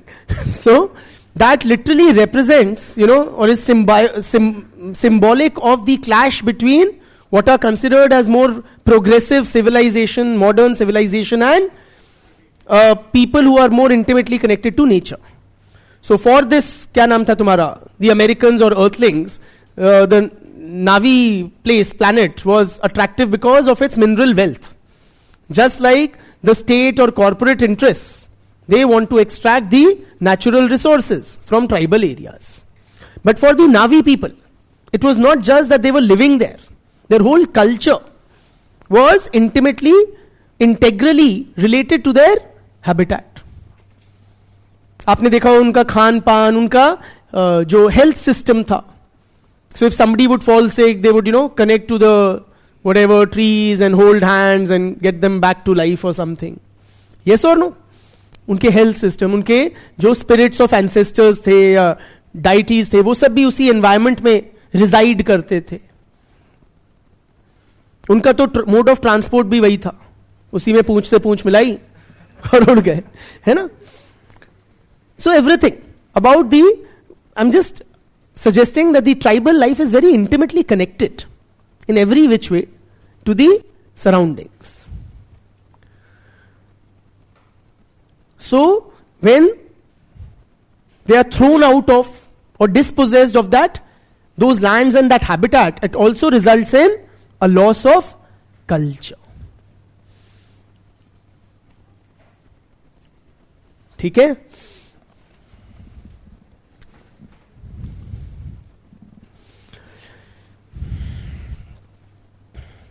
Another issue is that, moving beyond, and you can get specific questions on development-induced displacement, by the way, where you will talk about both aspects, right? Also, friends, on various parameters of development, tribals significantly lag behind the non-tribals.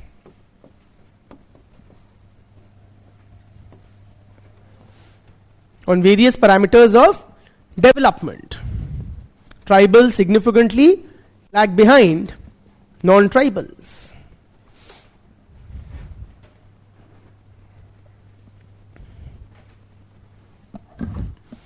Beginning, of course, first with the economic aspects. As was rightly pointed out by one of us, tribals are disproportionately represented in the BPL population, below poverty line population. To give you a sense, friends, the BPL population 2010-11 types, okay, 10-11 or 11-12 figures are there. 11-12. For the whole of India, it is 21.9%, yeah, mota moti 22%.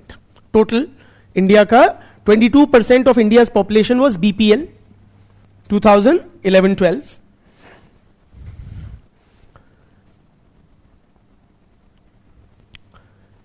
%43% of STs were BPL.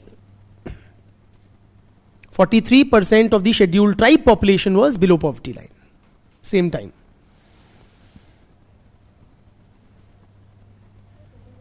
Total population का 21.9 या 22%. ठीक है? Just to give you a sense of proportion, friends, for scheduled castes, 29.4% of SC population was BPL.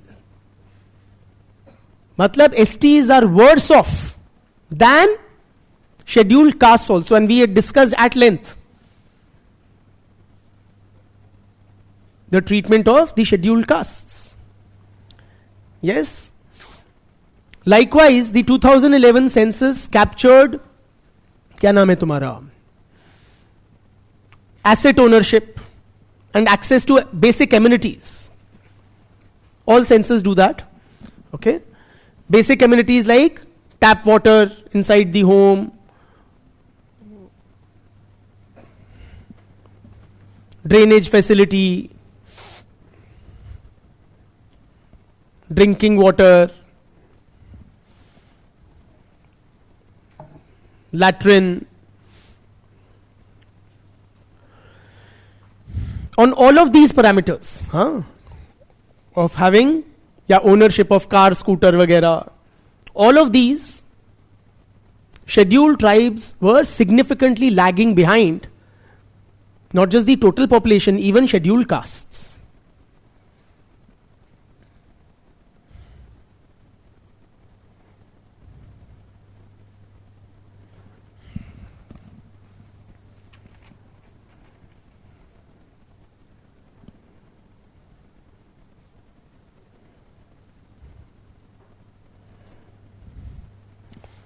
एक और parameter लूं अगर urbanisation का.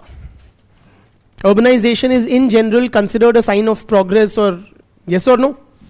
Total population के लिए 31%, I'm rounding off, of India's total population resides in urban areas. 2011 census.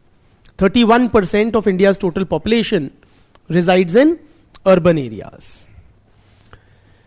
23.6% scheduled castes reside in urban areas. 23% mota moti scheduled castes reside in urban areas.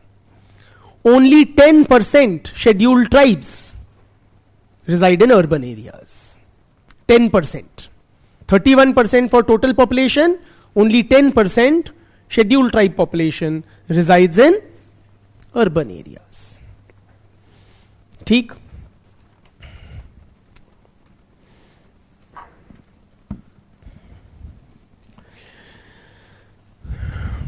There was a People of India report.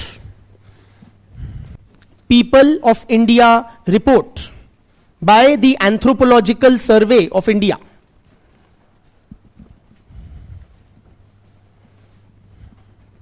I'm just highlighting the economic deprivation of tribals. People of India report by Anthropological Survey of India.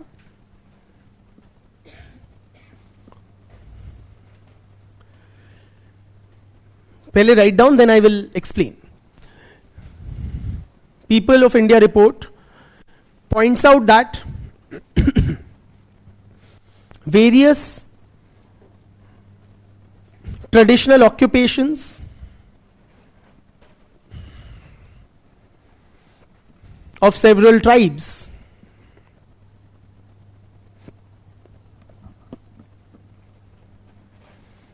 have been adversely affected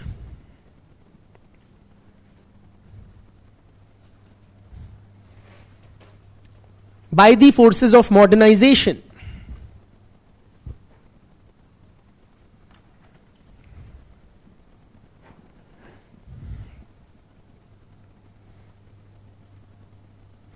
Full stop.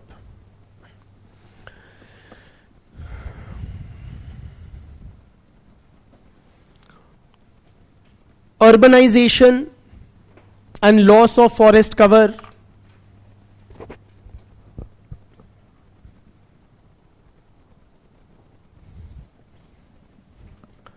wildlife conservation laws,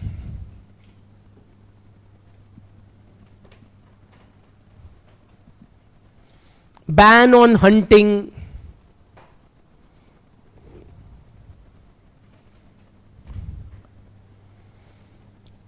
declaring areas as reserved forests, etc. सिर्फ British नहीं करती थी, independent India में सरकार करती है नहीं करती है. रिजर्व फॉरेस्ट, सैंक्चुरीज, ये सारी चीजें. Discouraging shifting agriculture, etc. have resulted in the loss of livelihood. Have resulted in loss of livelihood for several tribal communities. ठीक है?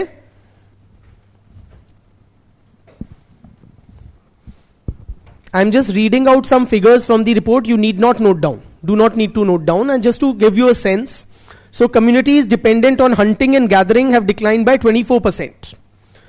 Dependent on trapping of birds have reduced by 36%.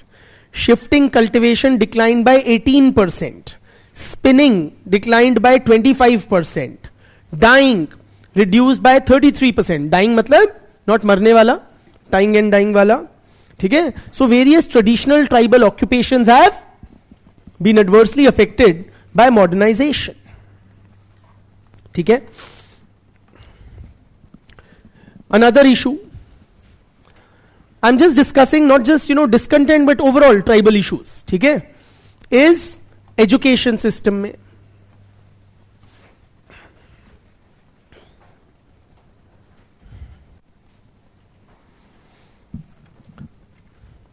So friends, in the education system there is a lot of issues that the tribals face. Firstly, the literacy rate of the scheduled tribes is significantly lesser than other social groups. So for total India's population, again 2011 census, the literacy rate was 74%.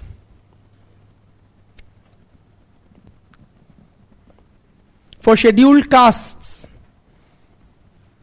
it was 66% for SCs, while for scheduled tribes,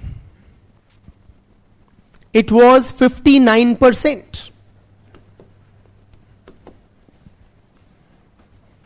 You don't need to remember the figures for SCs, but I just want to highlight the gap which exists and how there are worse off. Scheduled tribes are worse off than even scheduled castes, right, on several parameters.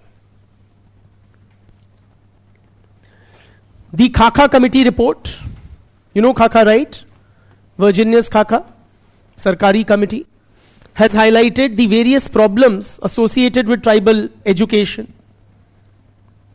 Yes? You don't know him? He is Virginius Khaka. He headed a Sarkari committee. Committee established by the government of India to look at the socio-economic and educational profile of the scheduled tribes. Khaka committee simply. हाँ x है वो, मैंने इसे secret नहीं रखा हुआ है ठीक है कि वहां दबा के पता लगेगा क्या है. So the Khaka committee report has highlighted various problems pertaining to tribal education.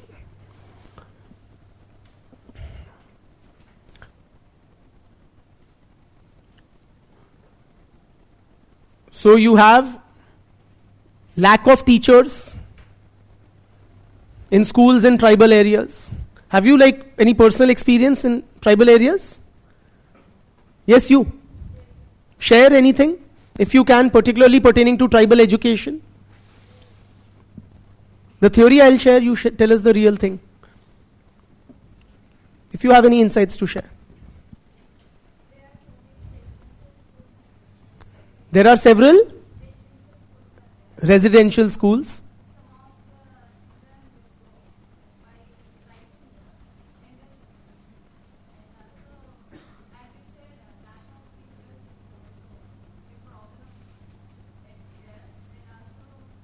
You've been working in Andhra, right? Huh.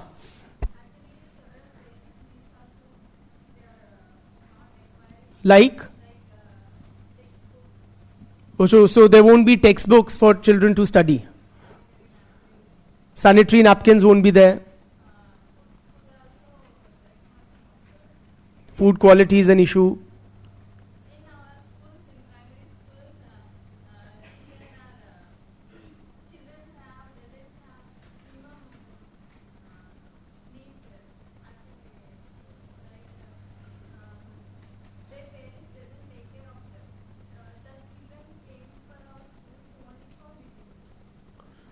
Okay, so midday meal is the sole driving force. They're not there for the education you're suggesting. So can the state policy be faulted for that? Why is it my fault as an administrator or policy maker or the government? Is it? Or is it वो वैसे ही है? Huh? Is it to be faulted, friends? She's saying that children are only or solely driven by the free meals. Brother? Necessarily, it cannot be faulted, but it can be improved. So the state can take, state intervention can possibly try to rectify the situation. Yes, brother. Okay. His father is a teacher in a primary government school in near Indore, and is that like a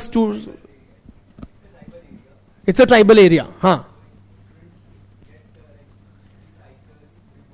Students are getting there free cycles, free books, scholarship, so the going is good. Especially the students belonging to the scheduled tribe, they are getting comparatively more scholarship compared to. So you're saying the state is taking proactive measures to, particularly reach out or extend education to the scheduled tribes. The state is favoring, if I may say that. Bitya? No crosstalk, guys. No crosstalk, please.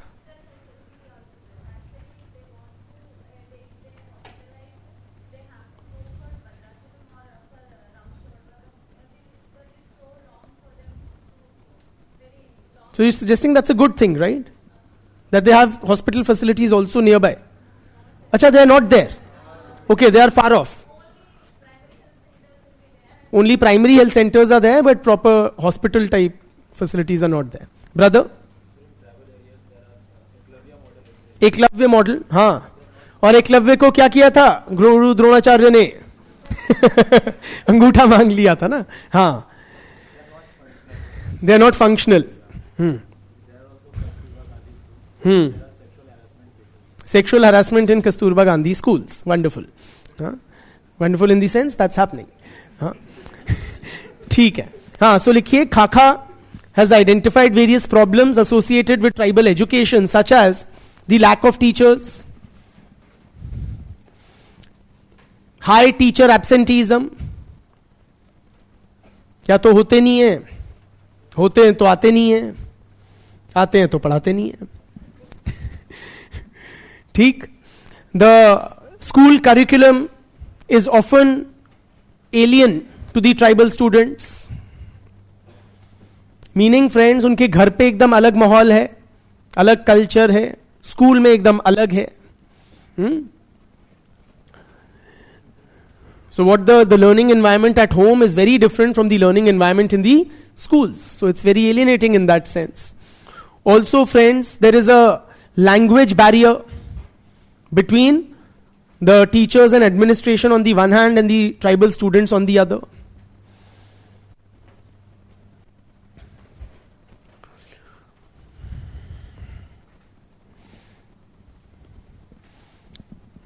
And because of the language barrier, the cultural disconnect also gets magnified.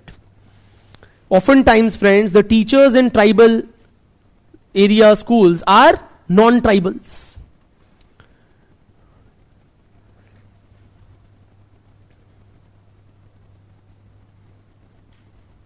What do your personal experiences tell us? Like the teachers that you are like, is it like non-tribal teachers in, sorry? They'll speak? Who? The tribals would speak their own native language, which she's mentioning but we can't capture. Koi bhasha. Okay. And what is the language in the school? Telugu is the language in the school. Absolutely. है ना? तो आंध्रा में है तो Telugu language होगी. I was reading likewise about Odia schools or in Odisha where Odia is kind of imposed on the tribal children and they are discouraged systematically by the education system to not use their native languages. Your case? Teachers are tribal or non-tribal? Okay. So and other teachers in that school, if you have an idea, are they mostly tribals? Acha. ठीक है. So that doesn't leave much scope for this thing. Only 2 teachers. ठीक है. But in many schools you will find that the teachers are non-tribals while the children are tribals. And what do you call? There's a language barrier. Also, oftentimes the school administration and teachers look down upon tribal culture. they see it as inferior. So they discourage it.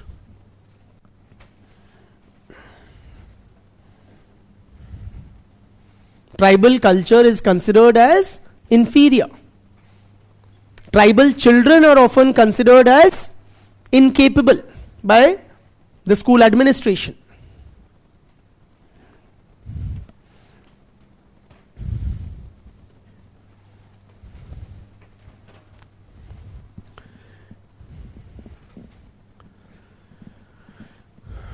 For example, friends, in this Khaka committee, he mentions his conversation with the school principal or headmaster in a tribal area.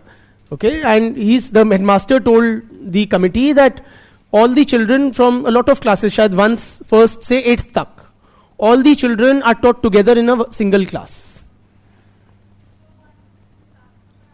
1 2 3 साथ में पढ़ाते हैं.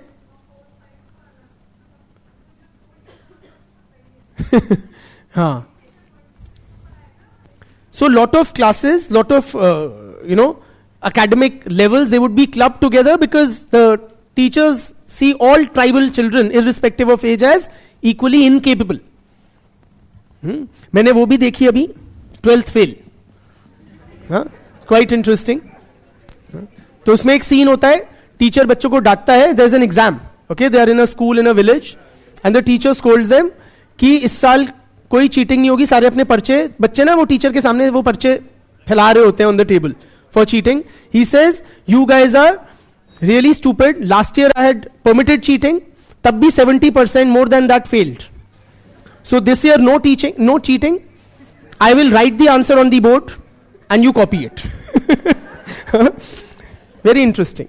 And one of those students later on goes on to become an IPS officer, based on a real life story. Very interesting. Khair. So point is that teachers have this sense of contempt for the capabilities of the tribal children. Also in the higher education space, tribal children तो नहीं रहते तब, but tribal students in higher education institutes also, there is a strong anti-tribal sentiment. Tribal children, students, face discrimination. Scholars like who? Thorat, S.K. Thorat,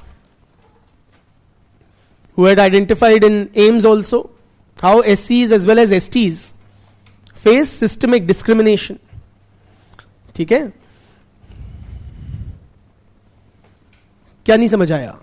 Thorat has highlighted that ST students face discrimination in higher education.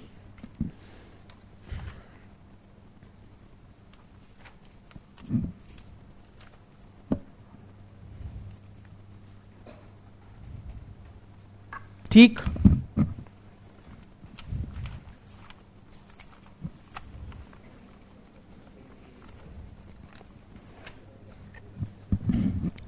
और लिखो, और क्या problems हैं tribals की? Moving on beyond education.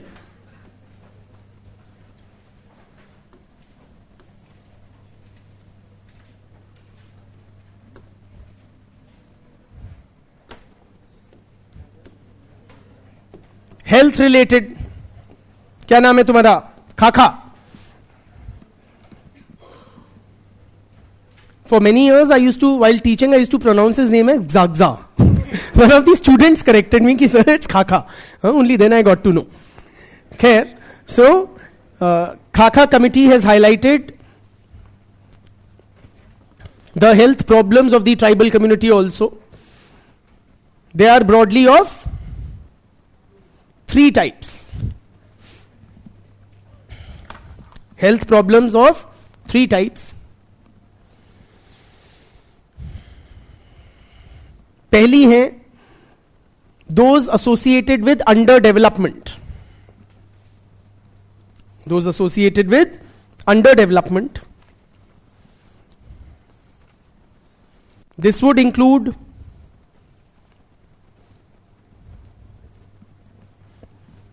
things like malnutrition,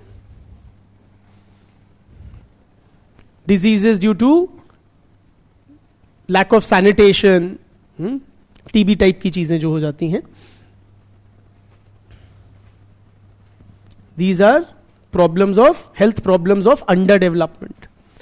दूसरी है health problems which are particularly found or acute amongst tribal populations. Health issues that particularly plague tribals.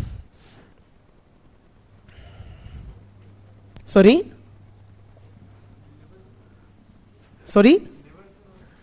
I don't know liver cirrhosis, whether it is, but stuff like sickle cell anemia, snake bites, animal bites. अब जंगलों में रहोगे तो ये सब तो होगा. That is your mainstream bias, है ना? And the third are the health problems induced by modernity.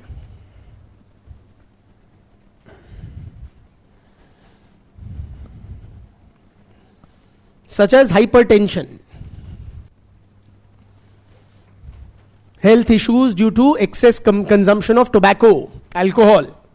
पहले ही प्रोपेंसिटी तो थी और अब खुले बिक्री और आसानी से.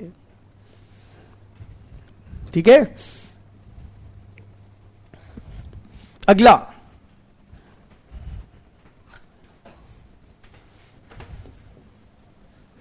Armed conflict.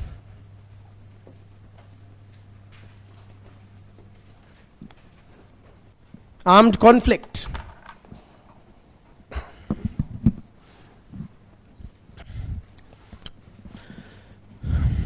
So armed conflict which affects tribals, Khakha classifies into 3 types.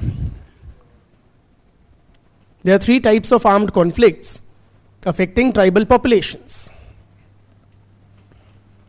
according to Khakha.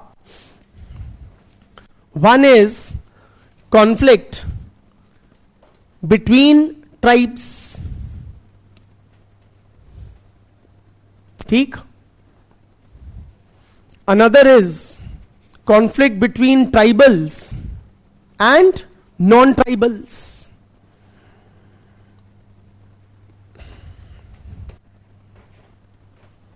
And the third is,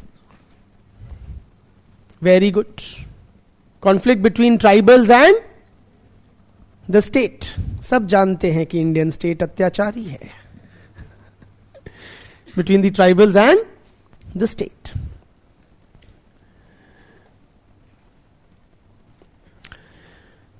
Of all these, which is the most challenging for the tribals? Yes, the confrontation with the state. Because when the state does so, it arms itself not just with latest technology and military might, but also with draconian laws like AFSPA, Armed Forces Special Powers Act, which basically provide immunity to the armed forces against blah blah.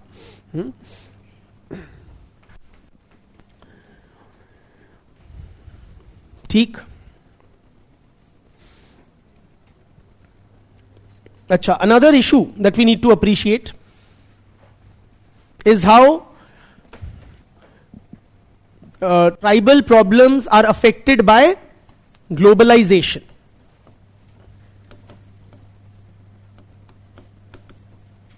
Tribal societies, their lives are affected by the process of globalization.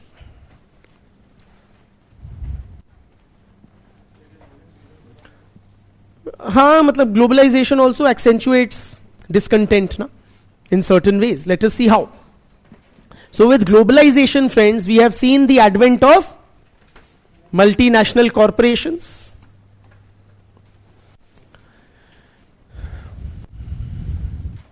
These MNCs that have descended, okay, past 30 odd years we've opened up our economy, starting early 90s.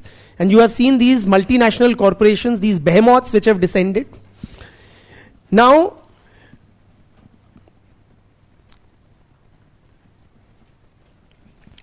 these MNCs, friends, they are armed with immense financial resources. They have very, very deep pockets. They also have very advanced technology. And they also enjoy political clout. पैसा है तो clout तो आ ही जाएगा.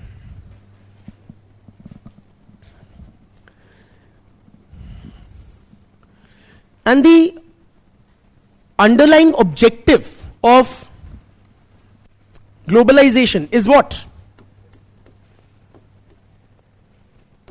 The purpose is resource extraction.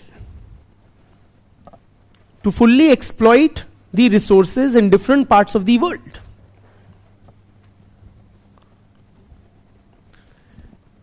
That is the underlying objective.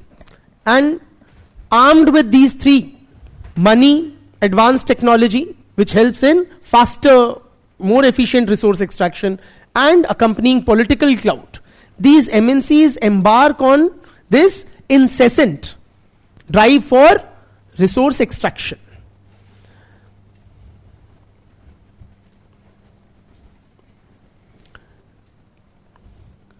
But isn't that great? हमारे यहाँ MNC आएगी, बढ़िया सा स्टील प्लांट लगाएगी, हाँ, नौकरी ही नौकरियां होंगी. हम ट्राइबलों को तो नौकरी मिलेगी ना, क्या दिक्कत है? वुड यू अपोज अगर आपके एरिया में कोई बड़ी एमएनसी आ रही है, करोड़ों रुपया लगा रही है? Isn't that तरक्की? Isn't that really what progress is all about? क्यों नो? हाँ, क्यों no?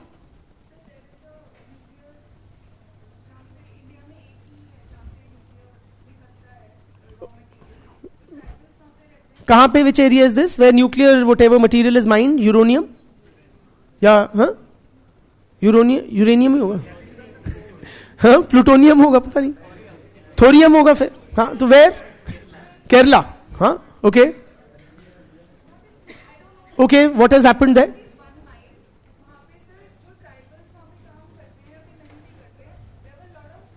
health issues due to, say, mining of nuclear material. Niyamgiri Hills, Vedanta plant, Odisha. Bauxite mining, yes.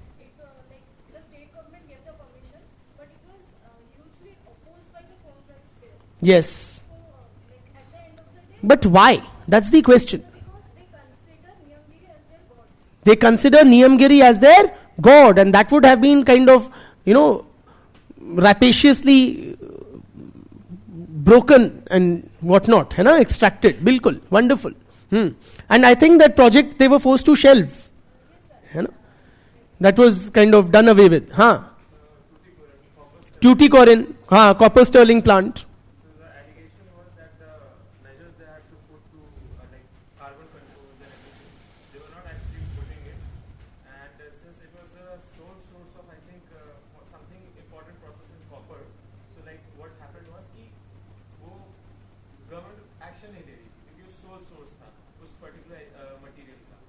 But then protest जब violent हुए, क्यों हुए protest? Pollution, हाँ, बिल्कुल. सो हाँ, तो बहुत सारे इश्यूज होते हैं. तो point is clearly various. See, at a broader level I would say that the approach of globalisation, okay, is to rapidly, rapaciously, and on a very large scale extract the resources, which is in stark contrast to the tribal view of the relationship between man and nature. In the tribal worldview, friends, they envisage a kind of a symbiotic relationship, a harmonious relationship, a sustainable relationship between man and Mother Earth, Mother Nature. वो ये नहीं कहते मत निकालो, but एक sustainable manner में निकालो, है ना.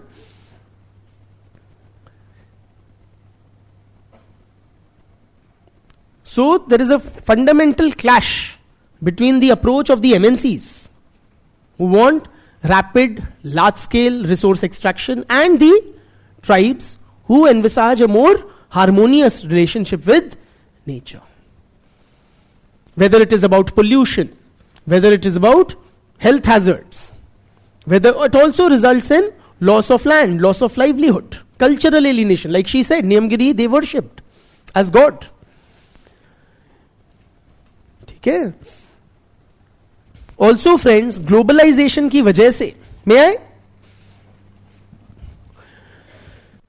Tribals are compelled to procure from the market what they were procuring from the bounty of nature.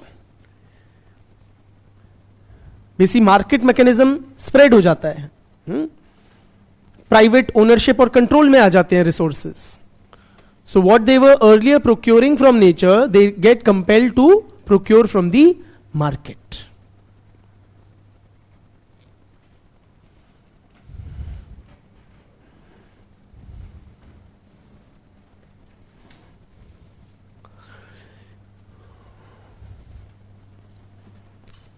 Tribal women have suffered sexual harassment.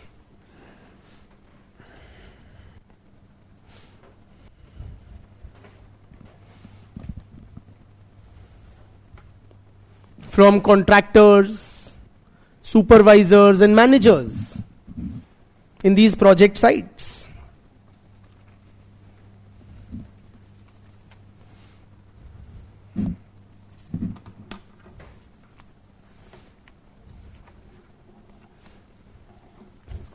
Also friends, in these kinds of projects there is often an incursion of non-tribal laborers from the outside in tribal areas. तो जो tribal non tribal conflict है वो accentuate हो जाता है. Non tribal labourers are brought into these tribal dominated areas.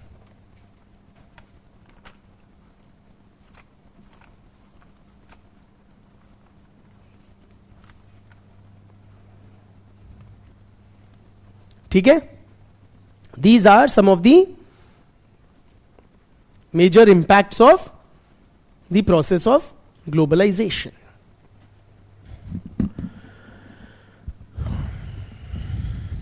Nadeem Hasnain has highlighted some of the major reasons for tribal discontent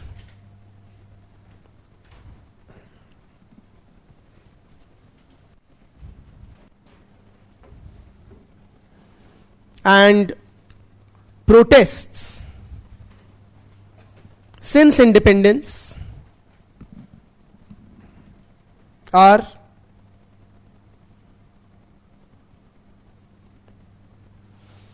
land alienation,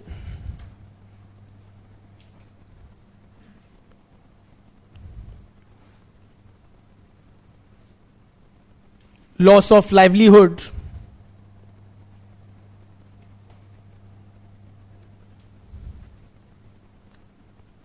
indebtedness,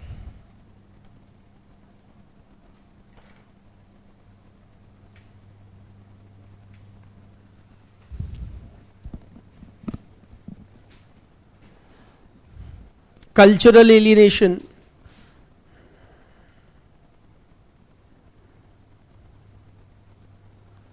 poverty, backwardness. There's nothing to explain, we've already discussed all these, etc. Next, I will like to discuss with you PVTG.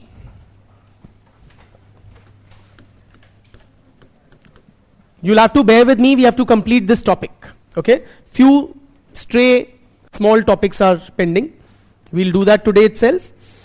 PVTG, the full form of which is particularly vulnerable tribal groups. So there are 75 scheduled tribes which are identified as PVTG.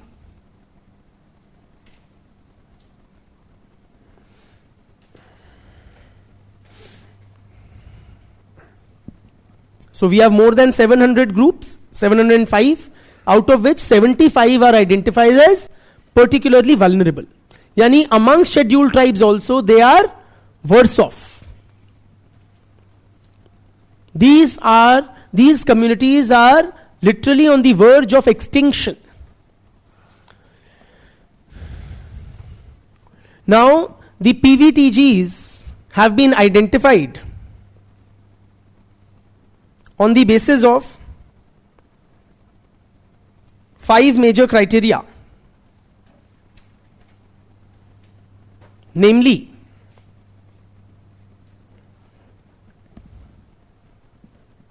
a stagnant or declining population,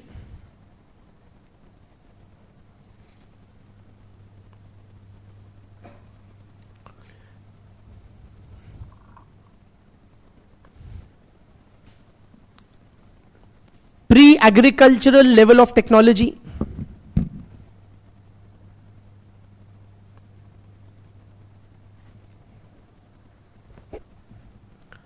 subsistence level economy,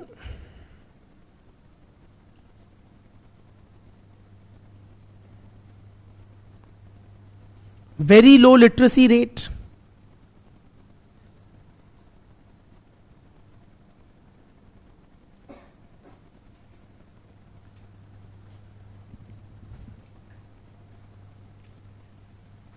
and one more.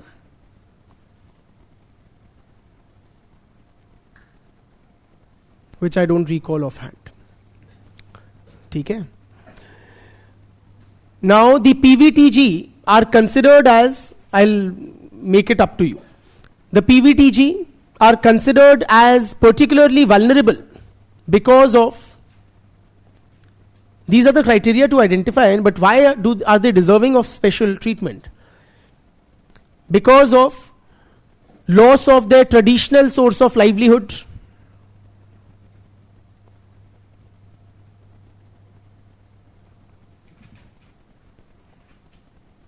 small numbers,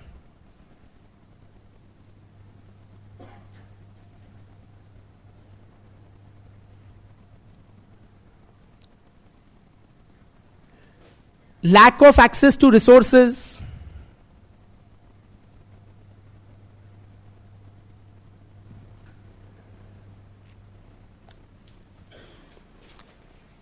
threat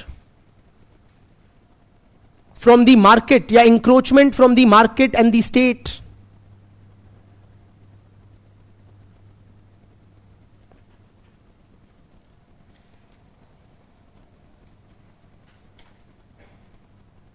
ठीक है?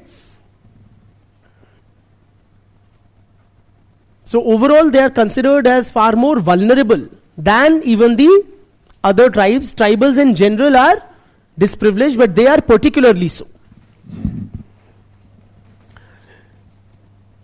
Now discussing what should be the way forward. Having discussed the issues of tribals, and iske baad there is one more topic. Okay, so it sounds like lastish, but it is not. So stay. Names like Kadar from Kerala, Birjia and Asur from Bihar, Chenchu from Andhra Pradesh,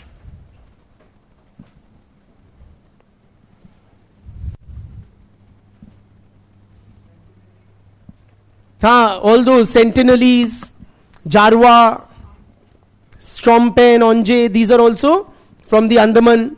They are also PVTG, particularly vulnerable tribal groups. अब लिखिए the way forward. हल क्या है? दिक्कतें हमने बहुत गिना दी. क्या करना चाहिए जीवन में? आंध्र प्रदेश. Chenchu is from Andhra Pradesh. क्या करना चाहिए? ट्राइबल डेवलपमेंट के लिए what is the way forward, what needs to be done. Here are some recommendations from the खाका कमिटी. हम क्यों दिमाग लगाएं?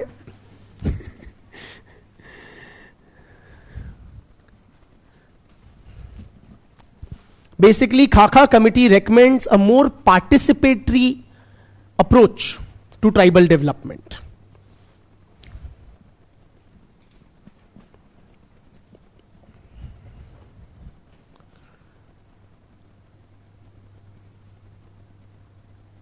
So tribals should be made an integral part of the state efforts for tribal development. Tribal development किसको करनी चाहिए? Non tribals को नहीं, ट्राइबल्स को. They should be actively engaged. ठीक. खाका also recommends that tribals should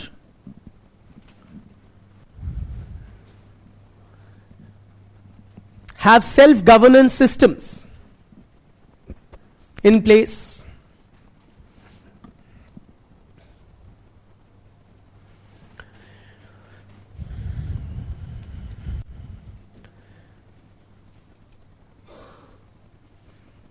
Tribals should be regarded as citizens. Tribals should be regarded as citizens with rights.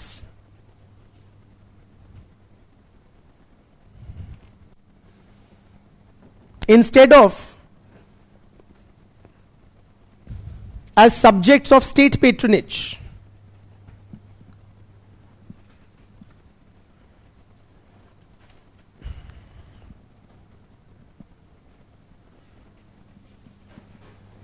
So state welfare doles के या patronage के हिमायती नहीं, वो as citizens who are actively engaged in the decision making process with rights, ऐसे that they have to be treated.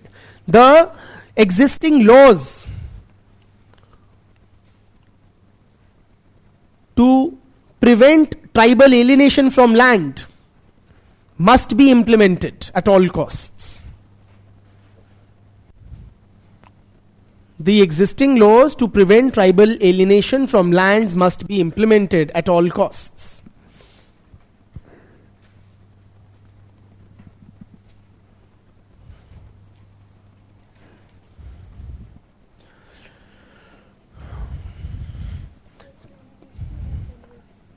Sorry, कहां पे क्या है? Alienation from land. Alienation. Laws, existing laws to prevent tribal alienation from land must be implemented at all costs. Tribal communities must be given a share of the wealth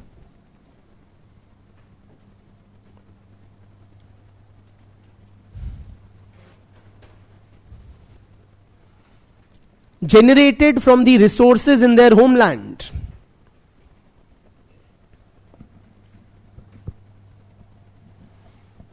I repeat, tribal communities must be given a share of the wealth generated from the resources in their homelands. So why should Vedanta or an Agarwal or an Adani or a whatever, Tata, keep getting richer?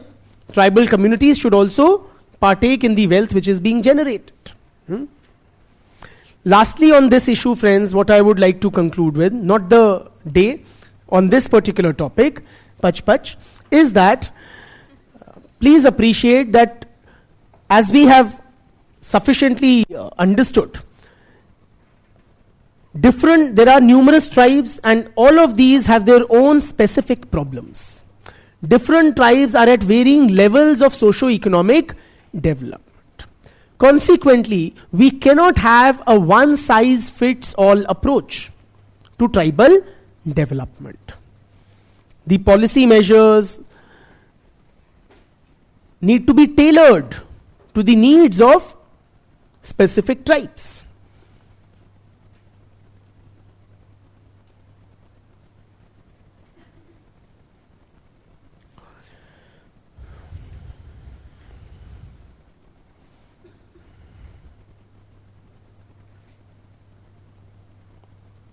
Yes or no? another problem which we did not list, but you can, and which also needs to be rectified, is the uneven impact of, or the uneven different tribes. Some tribes have benefited far more than others from development, modernization, state policies, all of that. Yes or no? तो मीनास की situation बहुत अलग है than Shompen और even Santhals for that matter. ठीक है? तो आपको हर कम्युनिटी के level of socio economic development, उसके इश्यूज एंड कंसर्न्स को ध्यान रख के कदम उठाने चाहिए. I will take a short break, 2 minutes, and I'll be back. Okay, don't go anywhere. There's one topic remaining. Very short break.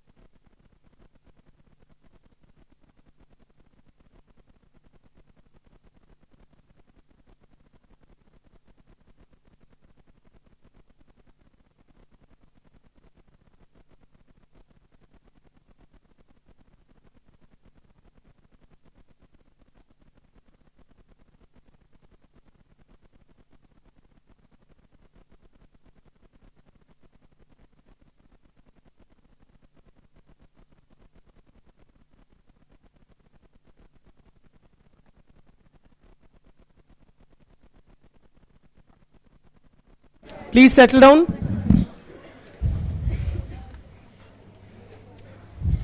What I want to now discuss with you, friends, is the Sarna religion protests. Since it's a recent development, Sarna religion protests.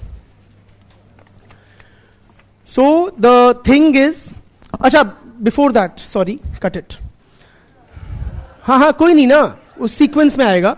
What I will discuss is religious change amongst tribals. Give that as a bigger or broader heading. Religious change amongst tribals.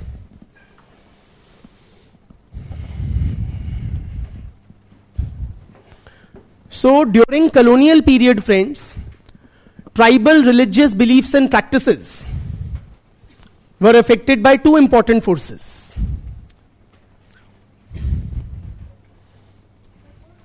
During colonial period, tribal religious beliefs, practices, rituals, etc. were affected by two important forces. One were the Christian missionaries, and the other, yes, the forces of Hinduization and Sanskritization.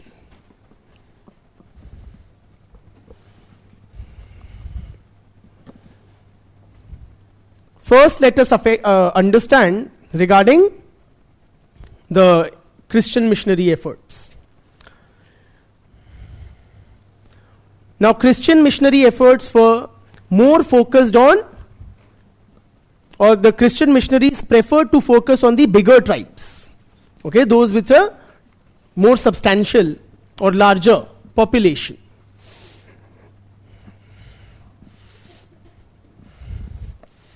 And Christian influence, of course, had a tremendous impact on tribal lives.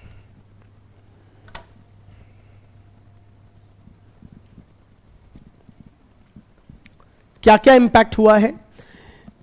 In several cases, it led to a loss of indigenous culture.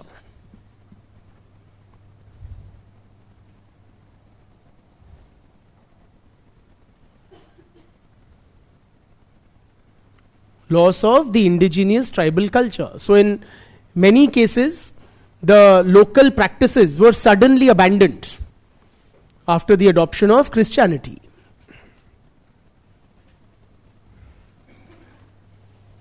ठीक? Christian missionaries also, or the adoption of Christianity also had a beneficial impact for several tribes. क्या beneficial impact? Yes, so many of these tribes, thanks to missionary efforts, they were exposed to modern education, healthcare facilities, Western culture.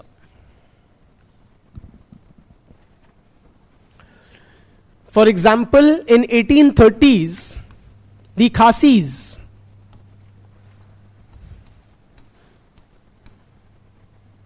and in 1880s, the Bhils were Christianized in large numbers.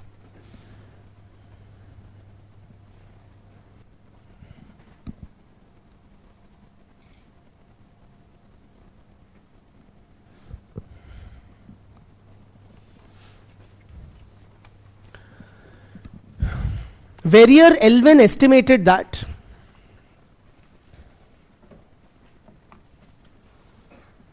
anywhere from 50% to 100%, anywhere from 50% to 100% of the population of several tribes in the Northeast had embraced Christianity.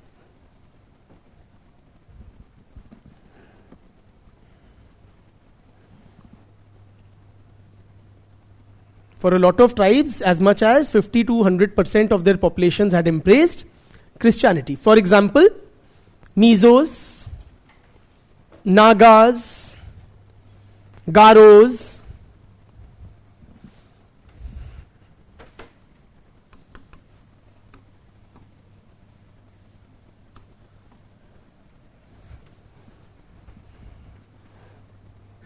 had adopted Christianity. In some tribes, adopting Christianity created unity. Earlier there were divisions due to along ethnic lines or something.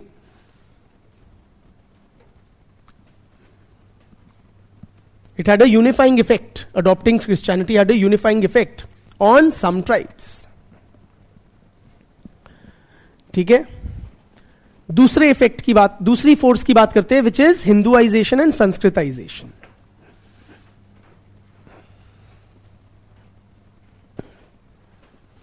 Now this process, Hinduization and Sanskritization, it has been going on since when? Since ages. As we discussed, caste Hindus and various tribes have lived in close proximity and continuous exchange.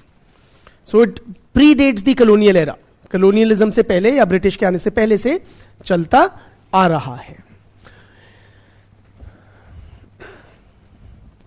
During the colonial period,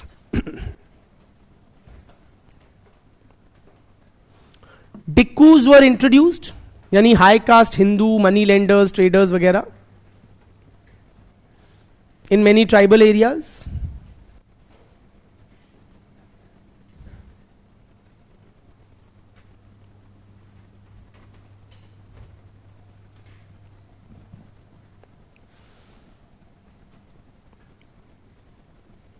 Now please appreciate these non-tribal caste Hindus, they were typically well off, richer, better off. So they started providing a model for emulation for the tribes. In other words, ये लिखो कि Sanskritization movements began in several tribes.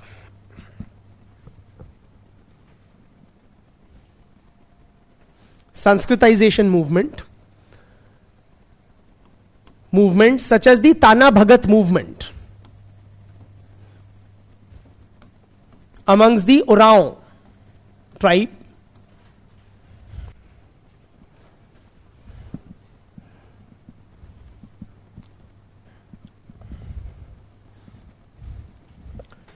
Jatra Oraon, he was the leader. In 1914, Jatra Oraon declared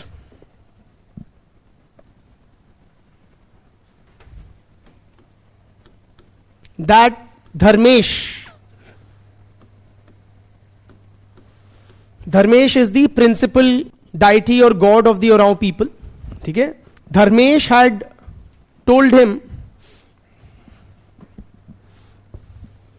that the Oraon people should give up meat and alcohol.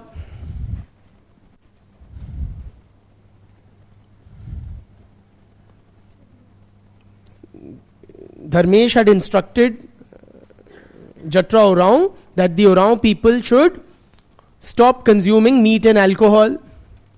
They should stop the practice of animal sacrifice.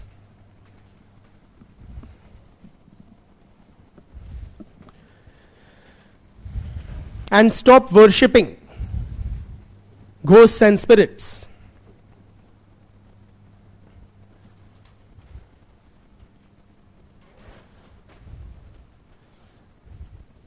In fact,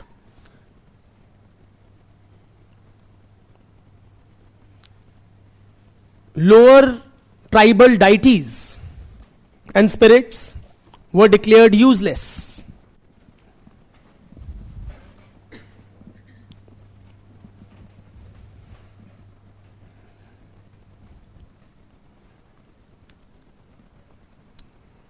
Lower tribal spirits, deities were declared useless, that they should not be worshipped. And many Hindu practices were incorporated in the Oraon religion.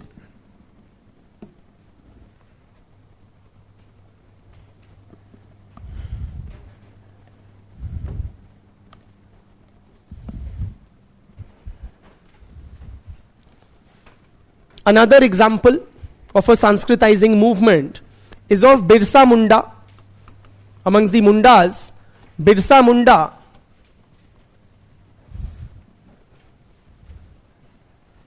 came to be regarded as Birsa Bhagwan.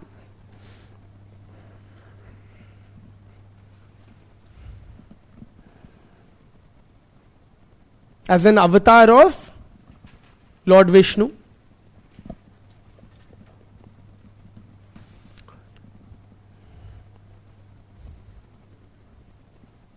And he started performing miracles also, like curing the sick with the touch of hand, etc. type ke.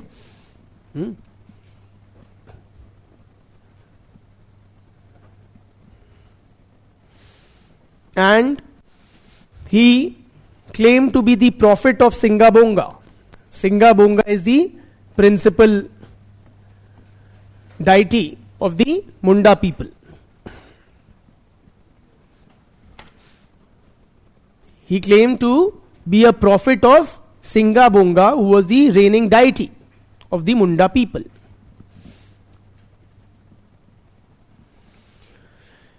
He also opposed the activities of Christian missionaries,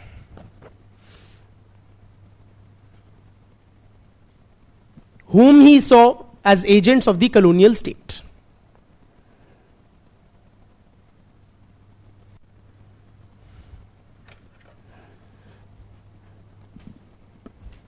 ठीक, ये pre independence है. Now discussing some after independence. After independence, friends, as industrialization picked pace, large-scale projects were established in many tribal areas. In many of these factories, tribals joined as workers and they came in contact with the non-tribal Hindu population. And from them they adopted Hindu beliefs and practices. For example, Santhals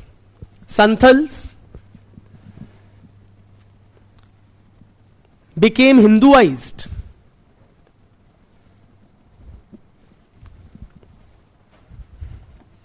While working in steel plants and heavy metal mines in central India.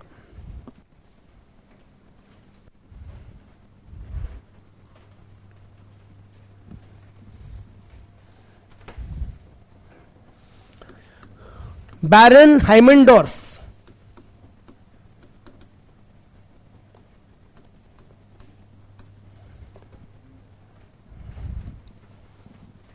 he conducted a study of the Gonds. Another example. He first visited them in 1940s, then again in 1980s.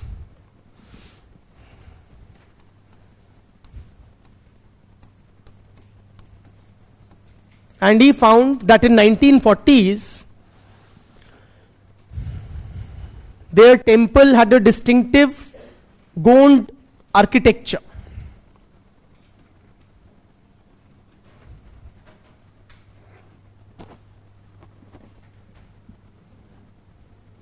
In 1940s, it had a distinctive Gondi architecture, but in 1980s, when he revisited, he found that the temple had been rebuilt in the Hindu style of architecture. It had started resembling a Hindu temple.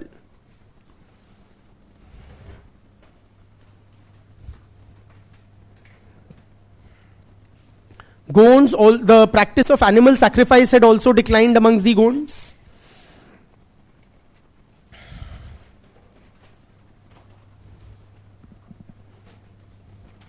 They had started viewing themselves as Hindus.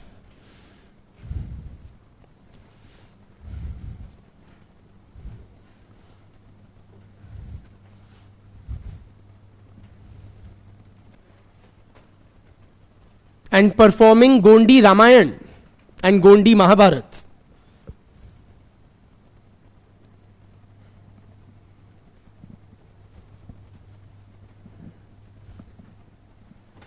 ठीक. Finally, coming to the Sarna religion protests.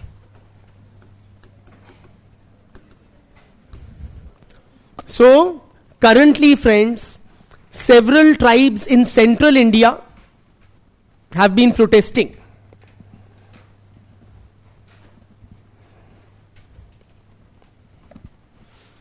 Across the states of Jharkhand,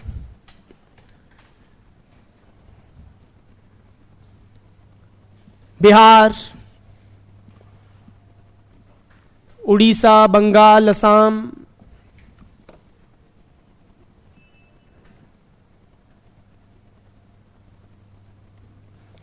demanding what? That Sarna religion be mentioned as a separate category in the census.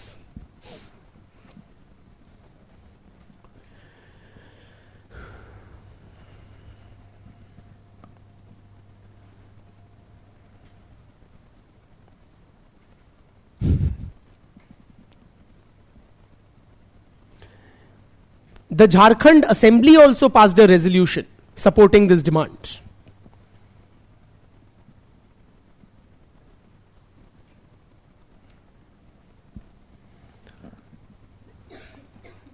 Jharkhand Assembly has supported, also the National Commission for Scheduled Tribes has also supported this demand.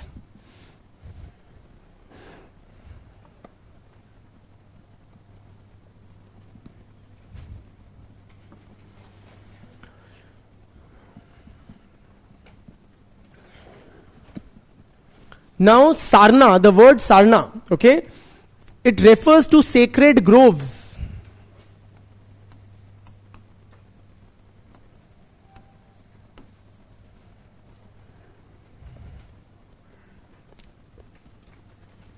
In the Chota Nagpur Plateau region. Grove क्या होते हैं? कुछ नहीं होते हैं. Basically a group of trees. It's like a sacred space जहाँ पे पेड़ वेड़ होते हैं. It's like a bunch of trees there. And the tribals, they believe that the Gram Devati or the village deity resides in the Sarna.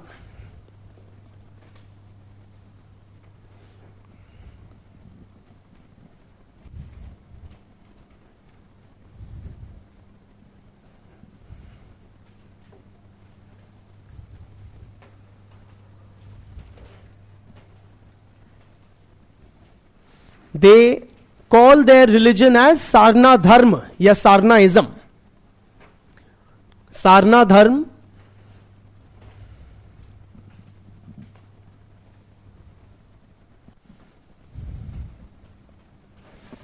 and this Sarna Dharma or Sarnaism, they argue, is different from other religions, specifically Hinduism या Sanatan Dharma. Sarna Dharma is separate from Sanatan Dharma. Yes, Sarnaism is separate from Hinduism. How is it different? Those making these demands, they point out that in Sarna Dharma, there is no idol worship. There is no Varna Vyavastha.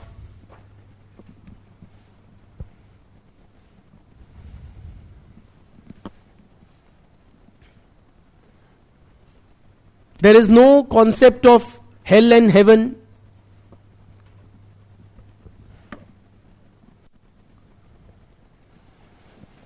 They say that they are basically nature worshippers who want to protect jal, jungle or jameen.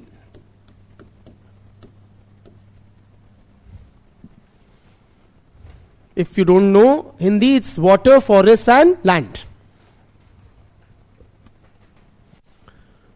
So the protesters, they want to preserve the distinctive religious identity of Sarnas. They want to preserve their distinctive religious identity. So they argue they are being compelled in census operations to be listed as Hindu because there is no separate category for their religion. organizations like Adivasi Sengal Abhiyan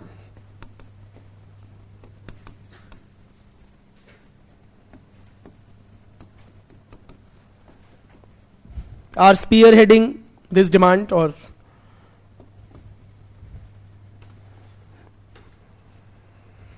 articulating this demand.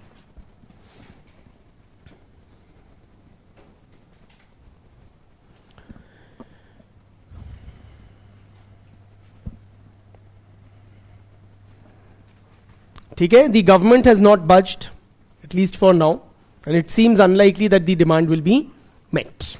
You know? And they also point out that many of their people are being forced to convert to Christianity to avail benefits as a religious minority. Okay, so instead, if they are recognized as a separate minority religion, then they won't be losing their religious identity. They will either being converted to Christianity or they are being clubbed with Hindus. In both cases, they are losing out their distinctive religious and cultural identity.